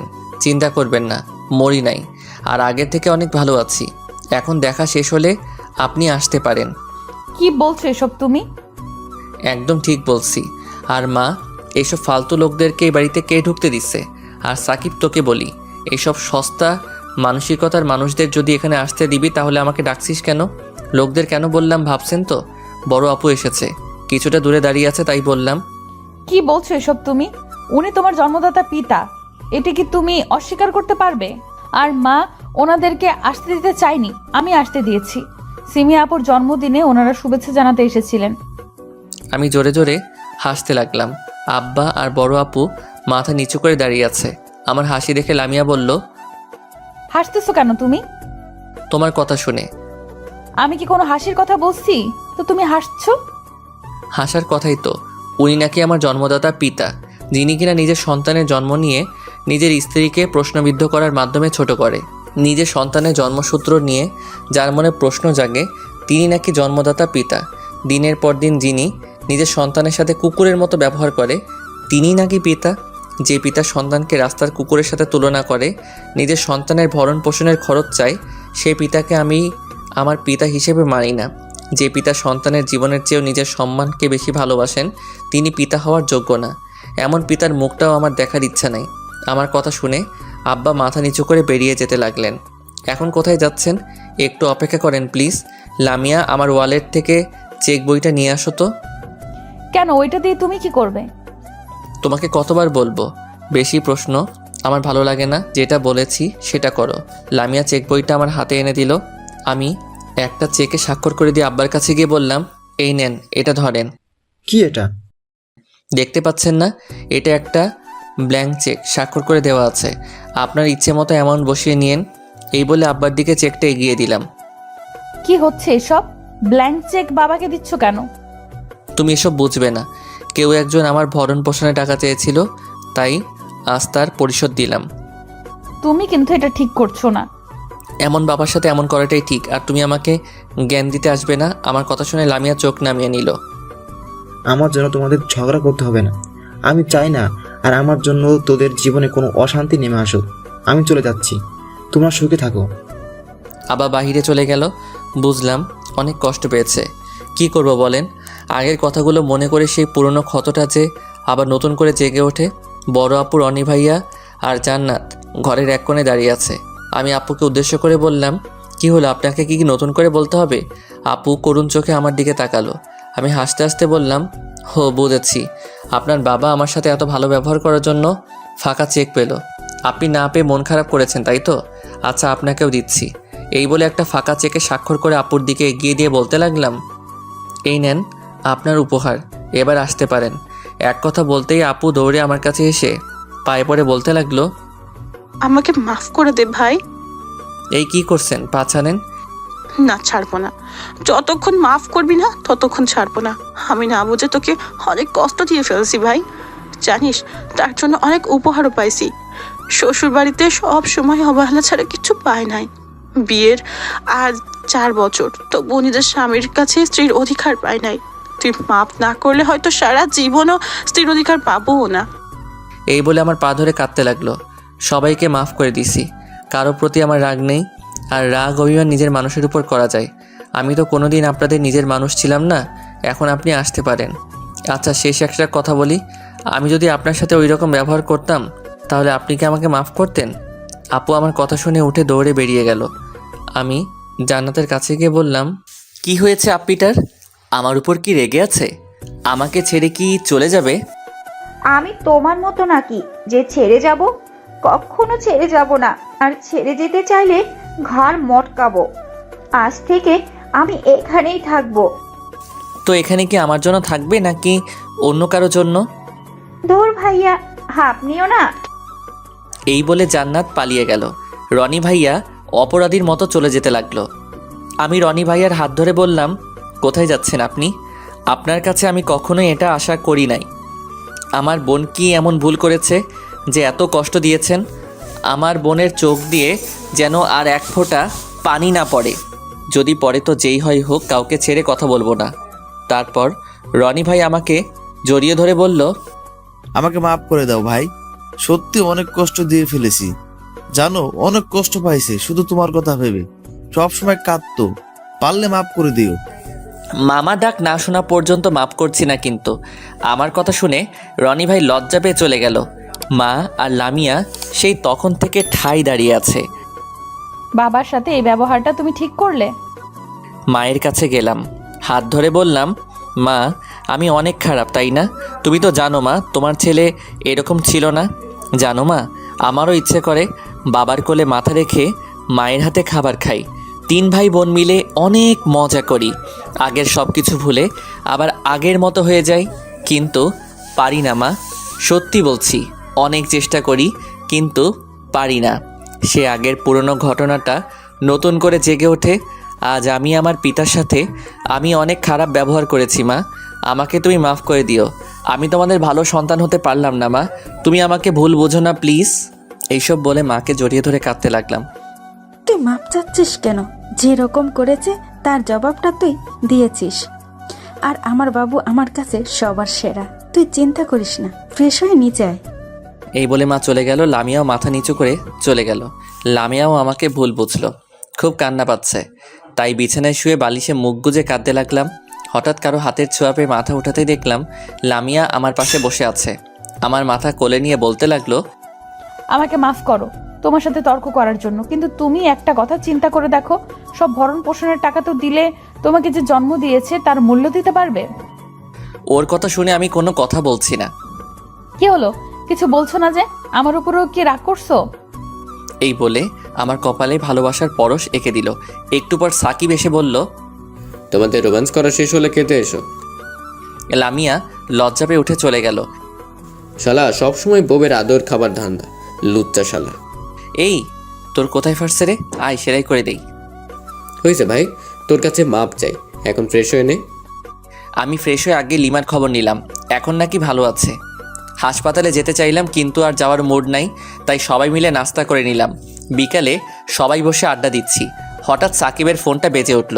ফোন রিসিভ করতে ওপাশ থেকে একজন লোক কাঁদতে কাঁদতে বলে উঠলেন, আমি সিমি দিদিমণিদের বাসার কাজের লোক। হ্যাঁ, তো কাঁদছেন কেন? সাহেব, বড় সাহেব দুপুরের দিকে বাসায় ফিরে কোনো কিছু না বলে ঘরে ঢুকে বিছানায় শুয়ে পড়ে। কেমন যেন লাগছিল বড় সাহেবকে। জিজ্ঞাসা করলে তিনি একা থাকতে দিতে বলেন। একটু আগে নাস্তা করার জন্য ডাকতে গেলে এই বলে জোরে জোরে কাঁদতে লাগলেন। ডাকতে গেলে মানে কি দেখছেন খুলে বলেন। বড় সাহেব মেঝেতে পড়ে আছে, কোনো কথা বলছে না। আমরা ওনাকে হসপিটাল নিয়ে যাচ্ছি, আপনারা তাড়াতাড়ি আসুন। সাকিবের হাত থেকে ফোনটা পড়ে গেল। সবাই দাঁড়িয়ে পড়ল। কি হয়েছে রে, তোকে এরকম লাগছে কেন? সাকিব কোনো কথা বলছে না। কি হয়েছে, কিছু তো বল। আঙ্কেল অজ্ঞান হয়ে ঘরের মেঝেতে পড়েছিল, বাড়ির কাজের লোক বুঝতে পেরে হসপিটালে নিয়ে গেছে, কোনো কথা বলছে না। এই বলে সাকিব কাঁদতে লাগলো। মা আর সিমি নিস্তব্ধ হয়ে সোফায় বসে পড়ল। আমার যেন কথা বলার শক্তি হারিয়ে ফেলেছি, হাত পায়ে কোনো শক্তি পাচ্ছি না। পড়ে যেতে গেলে সাকিব ধরে ফেললো। কোনো রকমে মায়ের কাছে গিয়ে মায়ের পায়ের কাছে বসে বললাম, আমাকে মাফ করে দাও মা, এইসব কিছু আমার জন্য হয়েছে। আমার উচিত হয়নি তখন এত খারাপ ব্যবহার করা। লামিয়া এত করে বলল তবু আমি শুনি নাই। আমাকে তুমি মাফ করে দাও মা। মা কিছুক্ষণ চুপ থেকে আমাকে জড়িয়ে ধরে হাওয়া করে কেঁদে উঠলেন। সিমি আপু তো আগে থেকে কাঁদছিল। লামিয়া আপুকে সামলাচ্ছে। আমি আগেই বলেছিলাম রাগের মাথায় বেশি কথা বলা উচিত না। দেখলে তো কি হলো, আজ যদি বাবার কিছু হয়ে যায় তাহলে তোমাকে কখনো ক্ষমা করব না আমি। নিজের জন্মদাতা পিতাকে যে মৃত্যুর মুখে ঠেলে দিতে পারে তার সাথে আমার কোনো সম্পর্ক নেই। এত কথা বাদ দিয়ে আগে হসপিটালে চল, দেখি আঙ্কেল কেমন আছে। ঠিক বলেছিস, গাড়ি বের কর। এরপর গাড়ি নিয়ে চলে গেলাম হসপিটালে। যে হসপিটালে লিমাকে রাখা হয়েছে একই হসপিটালে আব্বাকেও নিয়ে আসা হয়েছে। আমরা সবাই হাসপাতালে গিয়ে দেখি আব্বাকে ওটিতে নেওয়া হয়েছে, অপারেশন করবে।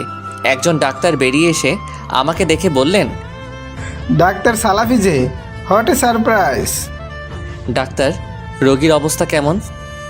দেখুন স্যার, রোগীর অবস্থা খুব একটা ভালো না। রোগীকে আনতে দেরি করে ফেলেছে। রোগীর বাঁচার চান্স খুব কম, অক্সিজেন নিতে কষ্ট হচ্ছে রোগীর। একজন ডাক্তার হিসেবে বুঝতে পারছেন। আমি ধপ করে চেয়ারে বসে পড়লাম। রোগী আপনার কি হয়? আমার বাবা হয়। ও, তাহলে আসেন আপনি। ওটিতে থাকলে অপারেশন আরও ভালোভাবে হবে। আল্লাহ চাইলে উনি সার্ভাইভ করতে পারবেন। আর দেরি করবেন না। আমার হাত পা যেন কাজ করছে না। মনে কর আঙ্কেলের জীবন এখন তোর হাতে, তুই কি করবি ভেবে দেখ। ওর কথা শুনে আর এক মুহূর্ত দেরি না করে রেডি হয়ে লামিয়া সহ ওটিতে ঢুকে পড়লাম। লামিয়া সহ বাকি ডাক্তাররা আমাকে সাহায্য করছে। দীর্ঘ 1 ঘন্টা 40 মিনিট পর অপারেশন শেষ হলো। অপারেশন শেষে যেন আমার মাথা ঘুরতে লাগলো। হঠাৎ পড়ে গেলাম। এরপর কি ঘটছে আর মনে নাই। যখন জ্ঞান ফিরল দেখলাম সাকিব এক পাশে দাঁড়িয়ে আছে আর লামিয়া আমার একটা হাত ধরে বসে আছে। আমি ওর হাত থেকে নিজের হাতটা ছাড়িয়ে নিতেই ও বলে উঠল, এখন কেমন লাগছে তোমার? ঠিক আছে তো তুমি? আমি ওর কথা এড়িয়ে সাকিবকে বললাম, আব্বা এখন কেমন আছে? আলহামদুলিল্লাহ, এখন ভালো আছে। ডাক্তাররা কাউকে এখনো দেখা করতে দেয়নি। তুই ঠিক আছিস তো? ভালো আছি। আমাকে একটু ধরে নিয়ে যাবি? আচ্ছা চল। আমি নিয়ে যাই। থাক, কাউকে দরদ দেখাতে হবে না। সাকিব, তুই কি নিয়ে যাবি? লামিয়া করুণ চোখে আমার দিকে তাকিয়ে আছে। সাকিব বাধ্য হয়ে আমাকে ধরে নিয়ে গেল আব্বার কেবিনে ঢুকে দেখি আব্বার জ্ঞান ফিরেছে। ডাক্তাররা চেক করছেন। আমি, মা আর সিমি আপুকে ঢোকার পারমিশন দিলাম। বড় আপু আর রনি ভাইয়াও বাহিরে বসে আছে দেখলাম। একটু পর বড় আপুকেও ডেকে পাঠালাম নার্সদের দ্বারাই। মা গিয়ে আব্বার কাছে বসে একটা হাত ধরলো, ধরে কাঁদতে লাগলো। সিমি আপুও কাঁদতে লাগলো, আর বড় আপু এক কোথায় দাঁড়িয়ে চোখের পানি ফেলছে। তুমি তো বলেছিলে আমি তোমার কাছে মৃত, আমার কাছে থাকতে তোমার ঘৃণা হয়, তাহলে আজ কেন আসছো? আমার মৃত লাশটাকে দেখতে এসেছো তাই না? এই কথা বলতেই মা আর সিমি আব্বার গলা জড়িয়ে ধরে কাঁদতে লাগলো। এই কি করছেন? রোগীকে প্রেশার দিবেন না, রোগী তো বাঁচারই কথা ছিল না। ভাগ্যিস ডাক্তার সালাফি ছিল, না হলে আমাদের পক্ষে সম্ভব ছিল না রোগীর অপারেশন করানো। আব্বা কিছুক্ষণ আমার দিকে তাকিয়ে থেকে বললেন, আমি তো পৃথিবীর সবচেয়ে খারাপ বাবা, তোর সাথে অনেক খারাপ ব্যবহার করেছি, কষ্ট দিয়েছি, মেরেছি, তাহলে আমাকে বাঁচালি কেন? আরো কষ্ট দিয়ে মারার জন্য? সরি, ভুলে তুমি করে বলে ফেলেছি। আব্বার এই কথাগুলো আর সহ্য করতে পারছিলাম না, তাই কেবিন থেকে বেরিয়ে দেওয়ালে মাথা দিয়ে কাঁদছিলাম। হঠাৎ কে যেন পিছন থেকে জড়িয়ে ধরে কাঁদতে লাগলো। বুঝতে পারছিলাম না কে, তাই দেখার জন্য পিছন ফিরে তাকাতেই যাকে দেখলাম তার জন্য মোটেও প্রস্তুত ছিলাম না। হ্যাঁ, লিমা আমাকে জড়িয়ে ধরে কাঁদছে। শুধু কাঁদছে বললে ভুল হবে, পাগলের মতো করছে। আমি কি করব ভেবে পাচ্ছিলাম না, তাই ওকে নিজের থেকে ছাড়িয়ে নিলাম। বললাম, এই কে আপনি? আর একজন অপরিচিত কাউকে জড়িয়ে ধরতে আপনার লজ্জা করছে না? এই কে আপনি বলেন তো? আর মাপ চাচ্ছেন কেন? আমাকে চিনতে পারছিস না? আমি তো লিমা। আমি হা হা করে হেসে দিলাম। হাসছিস কেন তুই? আপনার কথা শুনে আমার নাকি লিমা? আপনি যেই সালাফিকে চিনতেন সে অনেক আগেই মরে গেছে। আপনারা সেই সালাফিকে মেরে ফেলেছেন নিজ হাতে। তারপর এক নতুন সালাফির জন্ম দিয়েছিল একজন, কিন্তু সেই সালাফিকেও আজ মেরে ফেলল। এই যে সালাফিকে দেখছেন শুধু উপর থেকে জীবিত আছে, কিন্তু ভিতর থেকে অনেক অনেক আগেই মরে গেছে। আজ নতুন করে আর একবার মৃত্যু হলো। কথাগুলো লামিয়ার দিকে তাকিয়ে বললাম। আমার কথা শুনে মাথা নিচু করে কাঁদতে লাগলো। লিমা আমার পায়ে পড়ে গেল। আমাকে মাফ করে দে, আমি না বুঝেই ওইসব করেছি। আমি জানতাম না সত্যিটা। জান্নাতের সাথে তোকে দেখে খুব কষ্ট হতো, তাই তোকে কষ্ট দিয়েছি। কিন্তু বিশ্বাস কর, তোকে কষ্ট দিয়ে আমি ভালো ছিলাম না রে। প্লিজ আমাকে মাফ করে দিয়ে আবার তোর বুকে টেনে নে। আমার মতো রাস্তার কুকুরের কাছে মাপ চাইলে আপনার সম্মান নষ্ট হবে। কি করছেন একবার ভেবে দেখেন। একটা চরিত্রহীনের কাছে মাপ চাওয়া কি ভালো দেখায়? আর কি বললেন? এই বুকে ফিরে আসবেন? এই বুকে আর কোনো ভালোবাসা নাই, আছে শুধু কষ্ট। কষ্ট পেতে পেতে এই বুকটা এখন পাথর হয়ে গেছে। তাই আমার চেয়ে ভালো কাউকে খুঁজে নেন। আমি যদি এই পাথরের মাঝে আবার ভালোবাসার ফুল ফোটানোর চেষ্টা করি? তা আর কখনোই সম্ভব না। এই বলে আমি টলতে টলতে হাসপাতাল থেকে বাহির হয়ে সাকিবের বাসায় আসলাম। লামিয়াও আমার পিছু পিছু চলে আসলো, আর লিমা ওই জায়গায় বসে কাঁদতে কাঁদতে বলতে লাগলো, আমি তোমাকে নিজের করে নিবই। বাসায় এসে আমি শুয়ে পড়লাম, আর লামিয়া অপরাধীর মতো আমার মাথার কাছে মাথা নিচু করে দাঁড়িয়ে আছে। আমি চোখ বন্ধ করে আছি, কোনো কথা বলছি না। লামিয়া বলে উঠল, মাথায় কি যন্ত্রণা হচ্ছে? টিপে দেব? না, লাগবে না, আমি ঠিক আছি। এত দরদ দেখাতে হবে না। এভাবে বলছো কেন? তো কিভাবে বলবো? আমার মতো খারাপ ছেলের সাথে কারো সম্পর্ক থাকতে পারে না, তাই একাই বাঁচতে শিখতে হবে। কাজের লোকের দ্বারা খাবার পাঠিয়ে দিয়েন, আর বৃহস্পতিবার রেডি থাকিয়েন। কেন? আপনার আব্বুর কাছে রেখে আসবো। এই কথা বলতেই লামিয়া আমাকে জড়িয়ে ধরে কাঁদতে কাঁদতে বলতে লাগলো, বিকেলে বাবার ওই খবর শুনে নিজেকে সামলাতে পারি নাই। রাগের মাথায় কি না কি বলে ফেলেছি। তুমি আমাকে ছেড়ে যেও না, আমি মরে যাব। এর চেয়ে আমাকে নিজ হাতে মেরে ফেলো। এই বলে কাঁদতে লাগলো। আমি ওকে ছাড়িয়ে ওয়াশরুমে গেলাম। সেখানে অনেকক্ষণ কাঁদলাম। আমার সাথে কেন এরকম কেন হয়? বেরিয়ে দেখলাম লামিয়া কাঁদতে কাঁদতে ঘুমিয়ে পড়েছে। সোমবার আব্বাকে বাসায় নিয়ে আসা হলো। আমিও এখন বাসায়, এখনই বাসায় সবাই আছি, কিন্তু আমি আব্বার সাথে কথা বলি না। দেখলে মাথা নিচু করে চলে যায়। এই 2 দিনে লামিয়া অনেক চোখের পানি ফেলছে। লিমাও অনেক মাপ চেয়েছে, কিন্তু আমি কিছু বলি নাই। বিকেলবেলা সাব্বির, সাকিব আর লিমা এসেছে। লিমা আমাকে ডেকে বলল, তোর সাথে কিছু কথা ছিল, শেষবারের মতো একটু শুনবি প্লিজ? আমি না করতে পারলাম না। ও আগে রুমে গেল, পরে আমি গেলাম। রুমে ঢুকতেই লিমা দরজা আটকে দিয়ে আমাকে বিছানায় ফেলে দিয়ে আমাকে জড়িয়ে ধরলো। উঠতে চেষ্টা করছি, কিন্তু পারছি না। এই লিমা, কি করছো? ছাড়ো বলছি। অনেকদিন পর তোমাকে পেয়েছি, আজ আর ছাড়ছি না। ভালো হবে না কিন্তু। আজকে কি হবে হবে? আজকে তুমি আর আমি, আর কেউ আমাদের মাঝে থাকবে না। আমি কোনো রকমে উঠে ওকে ছাড়িয়ে ঠাস ঠাস করে ইচ্ছে মতো চর মারতে লাগলাম। কি পেয়েছো তোমরা আমাকে? হাতের পুতুল। যে যখন পারবে আমার সাথে ভালোবাসার অভিনয় করে চলে যাবে? আমাকে কি মানুষ বলে মনে হয় না তোমাদের? লিমা আমার পায়ে পড়ে কাঁদতে কাঁদতে বলতে লাগলো, আমাকে মাফ করে দাও প্লিজ। ভুল বুঝে তোমাকে কষ্ট দিয়েছি, প্লিজ সব কিছু ভুলে আবার নতুন করে শুরু করি। চলো না, কথা দিচ্ছি কোনো দিন কষ্ট দিব না, একবার শুধু আপন করে নাও। তা আর কখনো সম্ভব না। আমি এখন অন্য একজনকে ভালোবাসি, তাই তুমি আমাকে ভুলে যাও। তোকে আপন করে নেওয়া কোনোভাবেই সম্ভব না। আমি একজনকে নিজের থেকেও বেশি ভালোবাসি। কে সে? কেন, তুই জেনে কি করবি? জানতে হবে না সেই ভাগ্যবান মেয়েটা কে? লামিয়া, অনেক ভালোবাসি পাগলিটাকে। আচ্ছা, অভিনন্দন। আর তোর জীবনে আসবো না রে, আর আজকের জন্য খুব সরি। আমি কোনো কথা না বলে চলে যেতে লাগলাম। লিমা সেখানে বসে পড়ল। দরজা খুলে দেখি আরেক বিপদ। লামিয়া দরজায় দাঁড়িয়ে আছে, আমার শার্টের কিছু বোতাম খোলা, আর চর মারার কারণে লিমার চুলগুলো এলোমেলো হয়ে গেছে। সাথে ওর বুকে ওড়না নেই, আবার মেঝেতে বসে কান্না করছে। এইসব দেখে লামিয়া হাতে তালি দিয়ে বলতে লাগলো, বাহ বাহ বাহ, কত সুন্দর সিন চলতেছে তাই না? খুব এনজয় করছো তাই না? আমি বেঠিক সময়ে এসে আপনাদের মনে হয় ডিস্টার্ব করলাম। আচ্ছা, আপনারা এনজয় করুন। কি বলছো তুমি এসব? তুমি ভুল ভাবছো। এই বলে ওর হাত ধরতে গেলে এক ঝটকায় হাত সরিয়ে নিয়ে চেঁচিয়ে বলে উঠল, আমাকে স্পর্শ করবেন না। আমি করুণ চোখে ওর দিকে তাকালাম। ইতিমধ্যে সাকিব, সাব্বির আর সিমি আপু এসে পড়েছে। এই জন্যই আপনি আমাকে লন্ডন পাঠিয়ে দিতে চাইলেন তাই না? যাতে আপনি এখানে এনজয় করতে পারেন, তাই তো? তুমি আমাকে ভুল বুঝছো লামিয়া। Just shut up. আপনার এই নোংরা মুখে আমার নাম নিবেন না। আপনার নোংরা মুখে আমার নাম শুনতে আমার ঘৃণা লাগছে। আপনার মতো চরিত্রহীন ছেলে আমি জীবনেও দেখি নাই। সবার কথা বাদ দিয়ে আপনার কথা বিশ্বাস করেছিলাম, কিন্তু হয়তো তা আমার জন্য সবচেয়ে একটা খারাপ সিদ্ধান্ত ছিল। তোর মতো রাস্তার কিটের জন্য আমি আমার বাবাকে কষ্ট দিয়েছি, কিন্তু তার পরিণামে খুব সুন্দর একটা উপহার দিলি। আসলে কথায় আছে না, কুকুরের লেজ কখনো সোজা হয় না। তুই সেরকম একটা কুত্তা। তোর মুখটা দেখতেও বমি পাচ্ছে আজকে। আমি কিছুক্ষণ চুপ থেকে বলতে লাগলাম, আজ বেস্ট ফ্রেন্ড হয়ে খুব ভালো একটা উপহার দিলি রে লিমা। আমার গোছানো ভালোবাসাটাকে এক মুহূর্তে তছনছ করে দিলি। আর মাপ চাচ্ছিলিস তাই না? আজকের পর আর জীবনেও কোনো দিন মাফ করব না। আর মিস লামিয়া মাফ করবেন আমার মতো একটা চরিত্রহীনের কথা বিশ্বাস করার জন্য। পারলে মাফ করবেন, তবে বুকে হাত দিয়ে বলতে পারি আপনাকে হৃদয় থেকে ভালোবেসেছি। আর জীবনে কোনো দিন আপনাকে আমার মুখ না দেখানোর চেষ্টা করব। সবাই ভালো থাকবেন, আর পারলে মাফ করবেন। আমি কাউকে কিছু না বলে বাসা থেকে বেরিয়ে আসলাম। আপনি যে কাজটা করলেন ঠিক করলেন কি? লামিয়া রেগে বলে উঠল, এই মেয়ে, তোমার কাছে কি ঠিক বেঠিক শিখতে হবে না কি এখন? আর চরিত্রহীন বন্ধুর সাফাই গাইতে এসেছো? এই যে মিস, আপনি না জেনে সালাফিকে চরিত্রহীন বলতে পারেন না। তো কি বলবো?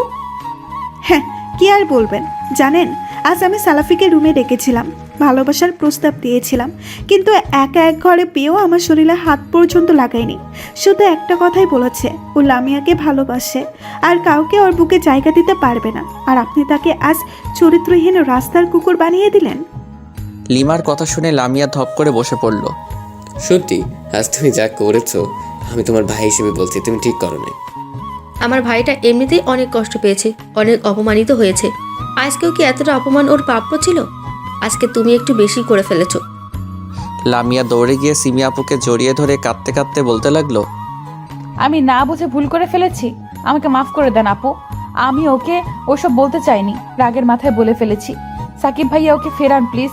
আমি ওকে ছাড়া বাঁচবো না। ওকে ফেরান প্লিজ, ও আপনাকে না করতে পারবে না। সাকিব আর সাব্বির আমাকে খুঁজতে বেরিয়ে পড়ল, কিন্তু কোথাও পেল না। অবশেষে হতাশ হয়ে বাসায় ফিরল। লামিয়া ওদের সামনে দৌড়ে গিয়ে বলতে লাগলো, ও কোথায় ভাইয়া? প্লিজ বলেন ও কোথায়? ওকে আপনারা কোথায় রেখে এসেছেন? ওকে, আমরা খুঁজে পাই নাই। না, এ হতে পারে না। ও আমার উপর অভিমান করে লুকিয়ে আছে। আমি ওকে খুঁজতে যাব। কাউকে লাগবে না আমার। এই বলে লামিয়া বেরিয়ে যেতে চাইলে হঠাৎ মাথা ঘুরে পড়ে যায়। সিমি আপু ওকে সামলিয়ে নেয়। রাতে ওর জ্ঞান ফিরে আবার কাঁদতে থাকে, কিন্তু আমার কোনো খোঁজ খবর নাই। এভাবে 3 দিন চলে গেল। এতদিনে মা, আব্বা সবাই জেনে গেছে। মা, সিমি, লামিয়া অনেক কান্না করছে।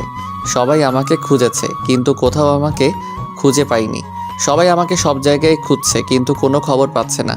অন্যদিকে আমি একটা অনাথ আশ্রমে এসে 3টা দিন কাটিয়ে দিলাম। অনেক কেঁদেছি, কিন্তু যখনই ওই অনাথ বাচ্চাদের দিকে তাকাই তখন আর সেই কষ্টটা থাকে না। দুপুরের পর যথাসম্ভব নিজেকে লুকিয়ে এয়ারপোর্টে পৌঁছালাম। গন্তব্য আবার সেই স্বপ্ন পূরণের শহর লন্ডন। সময় থাকায় একটা চেয়ারে বসে নিউজ পেপার পড়তে লাগলাম। হঠাৎ একটা নিউজে চোখ আটকে গেল। নিজের চোখকে যেন বিশ্বাস করতে পারছিলাম না। চোখ থেকে অশ্রু গড়িয়ে পড়তে লাগলো। নিজেকে আর সামনে রাখতে পারলাম না। উঠে দৌড়াতে লাগলাম আর নিজের চোখ দিয়ে পানি পড়ছে। কত জায়গায় যে হোঁচট খেয়ে পড়েছি তার কোনো ঠিক নাই, তবুও উঠে দৌড়াচ্ছি। এখন আপনারা হয়তো ভাবছেন যে নিউজ পেপারে কী ছিল, তাই তো? নিউজ পেপারে বড় করে লেখা ছিল লন্ডন থেকে আগত মহিলা ডাক্তার লামিয়া চৌধুরীর সুইসাইড করার চেষ্টা।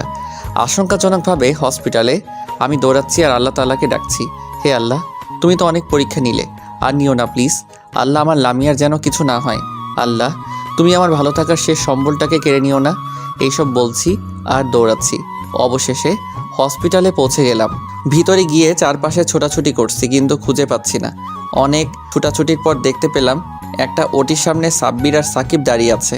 ওদের কাছে গিয়ে জিজ্ঞেস করলাম, লামিয়া কেমন আছে এখন? তুই কোথায় ছিলিস? আগে আমার কথার উত্তর দে। লামিয়া কেমন আছে এখন? ও ভালো আছে তো? আমার কথা শুনে সাকিব আর সাব্বির মাথা নিচু করে ফেললো। ওরা কিছু বলছে না। কি হলো, কথা বলছিস না কেন? আর কোথায় লামিয়া? সাব্বির হাতের ইশারায় ওটিতে দেখিয়ে দিল। আমি ভিতরে গিয়ে ঢুকলাম। আমাকে দেখে কয়েকজন ডাক্তার বেরিয়ে গেল। এরপর যা দেখলাম আমি আর নিজেকে ধরে রাখতে পারলাম না। আমার সামনে ওটির বেডে একজনকে শুয়ে রাখা হয়েছে। আর অবাক করার বিষয় হলো গোটা শরীর সাদা কাপড়ে মোড়ানো। আমি কাছে গিয়ে কাঁপা কাঁপা কণ্ঠে মুখের উপর থেকে কাপড় সরাতেই দেখতে পেলাম লামিয়ার ঘুমন্ত চেহারাটা। ওকে দেখে চমকে কয়েক পা পিছিয়ে গিয়ে ওর দিকে ছলছল চোখে কিছুক্ষণ তাকিয়ে থেকে আস্তে আস্তে ওর কাছে গেলাম। গিয়ে ওর মাথায় হাত বুলাতে বুলাতে বলতে লাগলাম, কি গো, আমার উপর রাগ করে আছো? আমার উপরে অনেক অভিমান জমেছে, তাই না? আমার উপরে অভিমান করে আছো, ঠিক আছে, কিন্তু কথা বলছো না কেন? তুমি জানো না তোমার সাথে কথা না বলে থাকতে পারি না? এই 3 দিন যে কিভাবে ছিলাম সেটা আমি আর আল্লাহ তাআলা ভালো জানেন। কি গো, উঠবে না? উঠো তো, আমরা বাড়ি যাব। কাল না আমাদের বিয়ে, বাড়ি যাব, চলো। এই বলে লামিয়ার হাত ধরে টানতে লাগলাম, কিন্তু তবুও লামিয়া কোনো সাড়া দিচ্ছে না। এত অভিমান করছো আমার উপরে যে আমার সাথে একবার কথাও বলছো না। এতটাই অপরাধ করে ফেলেছি আমি। এই দেখো, তোমাকে স্পর্শ করে বলছি আর জীবনও ছেড়ে যাব না। তবুও একটাবার আমার সাথে কথা বলো। এই, তুমি কি আমার কথা শুনতে পাচ্ছ না? আমি কি বলছি? উঠছো না কেন? শেষবারের মতো আমাকে মাফ করে দাও প্লিজ। এই, আমাকে ছেড়ে যেও না প্লিজ। তুমি তো জানো আমি তোমাকে ছাড়া বাঁচতে পারবো না। তোমাকে ছাড়া আমি শূন্য। এই দেখো, কান ধরছি, তবুও তুমি আমাকে ছেড়ে যেও না। হে আল্লাহ, তুমি এটা কি করলে? তুমি আমার ভালোবাসাকে কেড়ে নিলে। অনেক তো কষ্ট দিয়ে পরীক্ষা নিলে। এটা কি খুব জরুরি ছিল? হে আল্লাহ, তুমি আমার ভালোবাসাকে ফিরিয়ে দাও। ওকে তুমি আমার কাছ থেকে নিয়ে নিও না। আমি মরে যাব। এর চেয়ে ওর সাথে আমাকে উঠিয়ে নেন। ওকে ছাড়া আমি বাঁচব না আল্লাহ। ওকে তুমি আমার কাছে ফিরিয়ে দাও। আর কিছু চাই না মালিক, ওকে তুমি আমার কাছ থেকে কেড়ে নিও না। এইসব বলে ওকে জড়িয়ে ধরে চিৎকার করে কাঁদতে লাগলাম। কাঁদতে কাঁদতে শরীরের শক্তি যেন আস্তে আস্তে হারিয়ে ফেলছি। হঠাৎ বেড থেকে নিচে পড়ে গেলাম। এরপর আর কি হয়েছে মনে নাই। আমি অজ্ঞান হয়ে আছি 6 ঘন্টা যাবৎ। এখনও জ্ঞান ফিরছে না। আমার অবস্থা খুব একটা ভালো না। আইসিইউতে রাখা হয়েছে। ডাক্তার বাহির হতেই সাকিব দৌড়ে গিয়ে বলতে লাগলো, ডাক্তার, রোগীর অবস্থা কেমন? রোগীর অবস্থা ভালো না, অক্সিজেন মাস্ক লাগিয়ে রাখা হয়েছে, বাকিটা উপরওয়ালার ইচ্ছে। আমার কথা শুনে সাকিব ধপ করে বসে পড়ল। আমি আগেই বলেছি একজন মানুষকে মেন্টালি এতটা প্রেশার দেওয়া ঠিক হবে না, কিন্তু আমার কথা আপনারা না মেনে এইরকম কাজ করলেন। আপনাদের ছেলে মানুষের জন্য একটা ছেলে আজ জীবন হারাতে বসেছে, আর এখন লোক দেখে কান্না করছেন। আর ডাক্তার লামিয়া, আপনি তো ভালোভাবেই জানেন এরকম একটা কাজের জন্য একটা মানুষ তাৎক্ষণিক হার্ট অ্যাটাক করে মারাও যেতে পারে, তবু এরকম একটা কাজ করলেন। আপনারা ভাবছেন লামিয়া আসলো কোথা থেকে, তাই তো? লামিয়ার কিচ্ছু হয়নি, বাকিটা গল্পে জানতে পারবেন। আর 1 ঘন্টার ভিতরে যদি জ্ঞান না ফিরে তাহলে আমাদের আর কিছু করার থাকবে না। রোগী চিরদিনের জন্য কোমায় চলে যাবে। আপনারা আল্লাহকে ডাকুন। এই বলে ডাক্তার চলে গেল।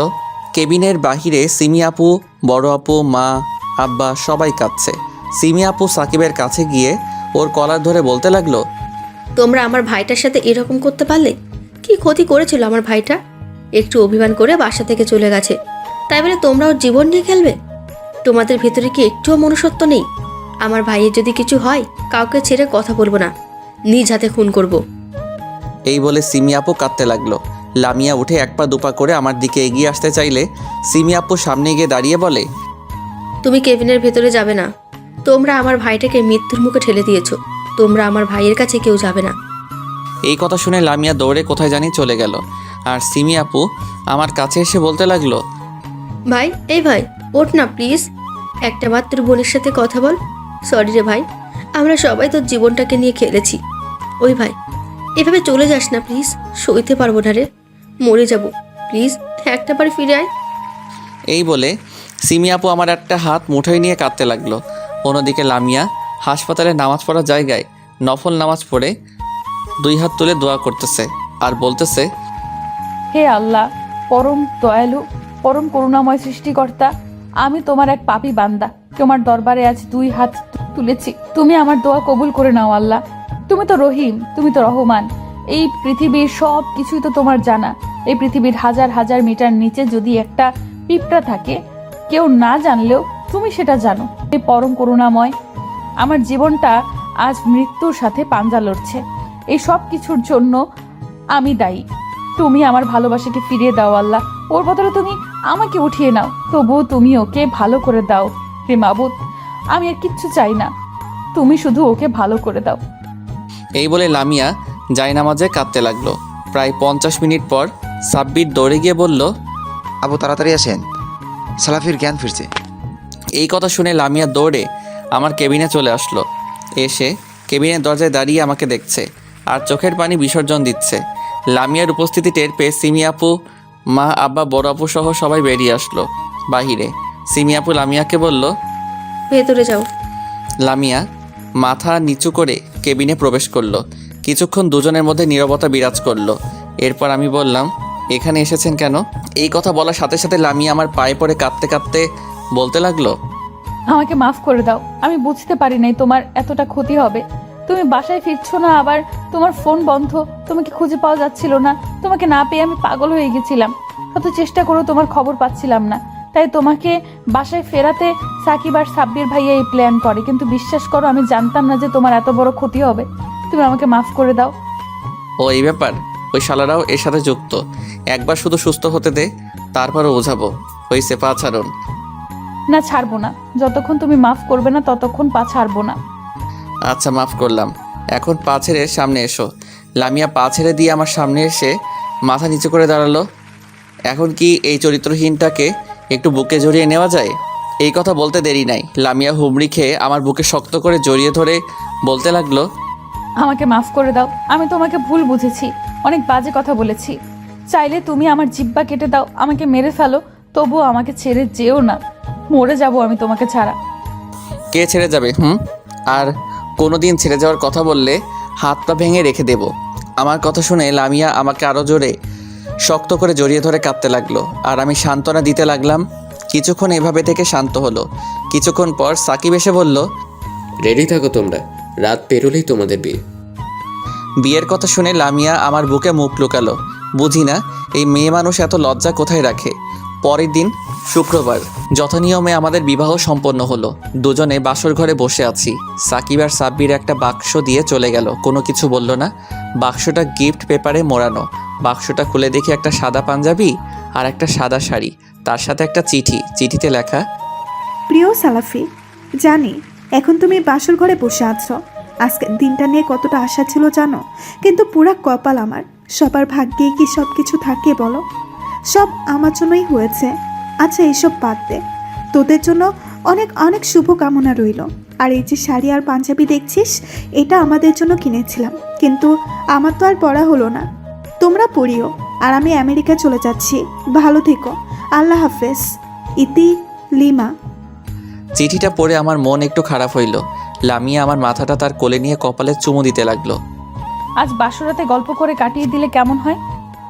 ও আমার মন ভালো করার জন্য বলল, ভালো, মহারানীর ইচ্ছে। এরপর গল্প করতে করতে রাতটা কাটিয়ে দিলাম। এভাবে আমাদের দিন কাটতে লাগলো। 5 বছর পর আমার আর লামিয়ার একটা মেয়ে আছে এখন, আয়েশা সিদ্দিকা। আর সাকিব, সিমি আপার ছেলে, নাম আব্দুল্লাহ আল মুমিন। আয়শার চেয়ে 2 মাসের বড়। দুজনে সারা বাড়ি মাতিয়ে রাখে। সাকিবের এক কথা, আমার মেয়েকে ওর ছেলের জন্য চাই। অন্যদিকে বড় আপুরও এক ছেলে, নাম রায়হান চৌধুরী। আমাকে অনেকবার ওর শ্বশুর বাড়ি যেতে বলেছে, কিন্তু আমি যাই না। এর জন্য অনেক কান্নাও করছে। সাব্বিরা জান্নাতের বিয়ে হয়েছে। লিমা কখনো আর দেশের মাটিতে পা রাখিনি। এভাবেই চলছে জীবন। দোয়া করবেন এভাবেই যেন সারা জীবন থাকতে পারি। হাই বন্ধুরা, সবাই সুস্থ থাকবেন, ভালো থাকবেন। এখনকার মতো এখানেই শেষ। আল্লাহ হাফেজ।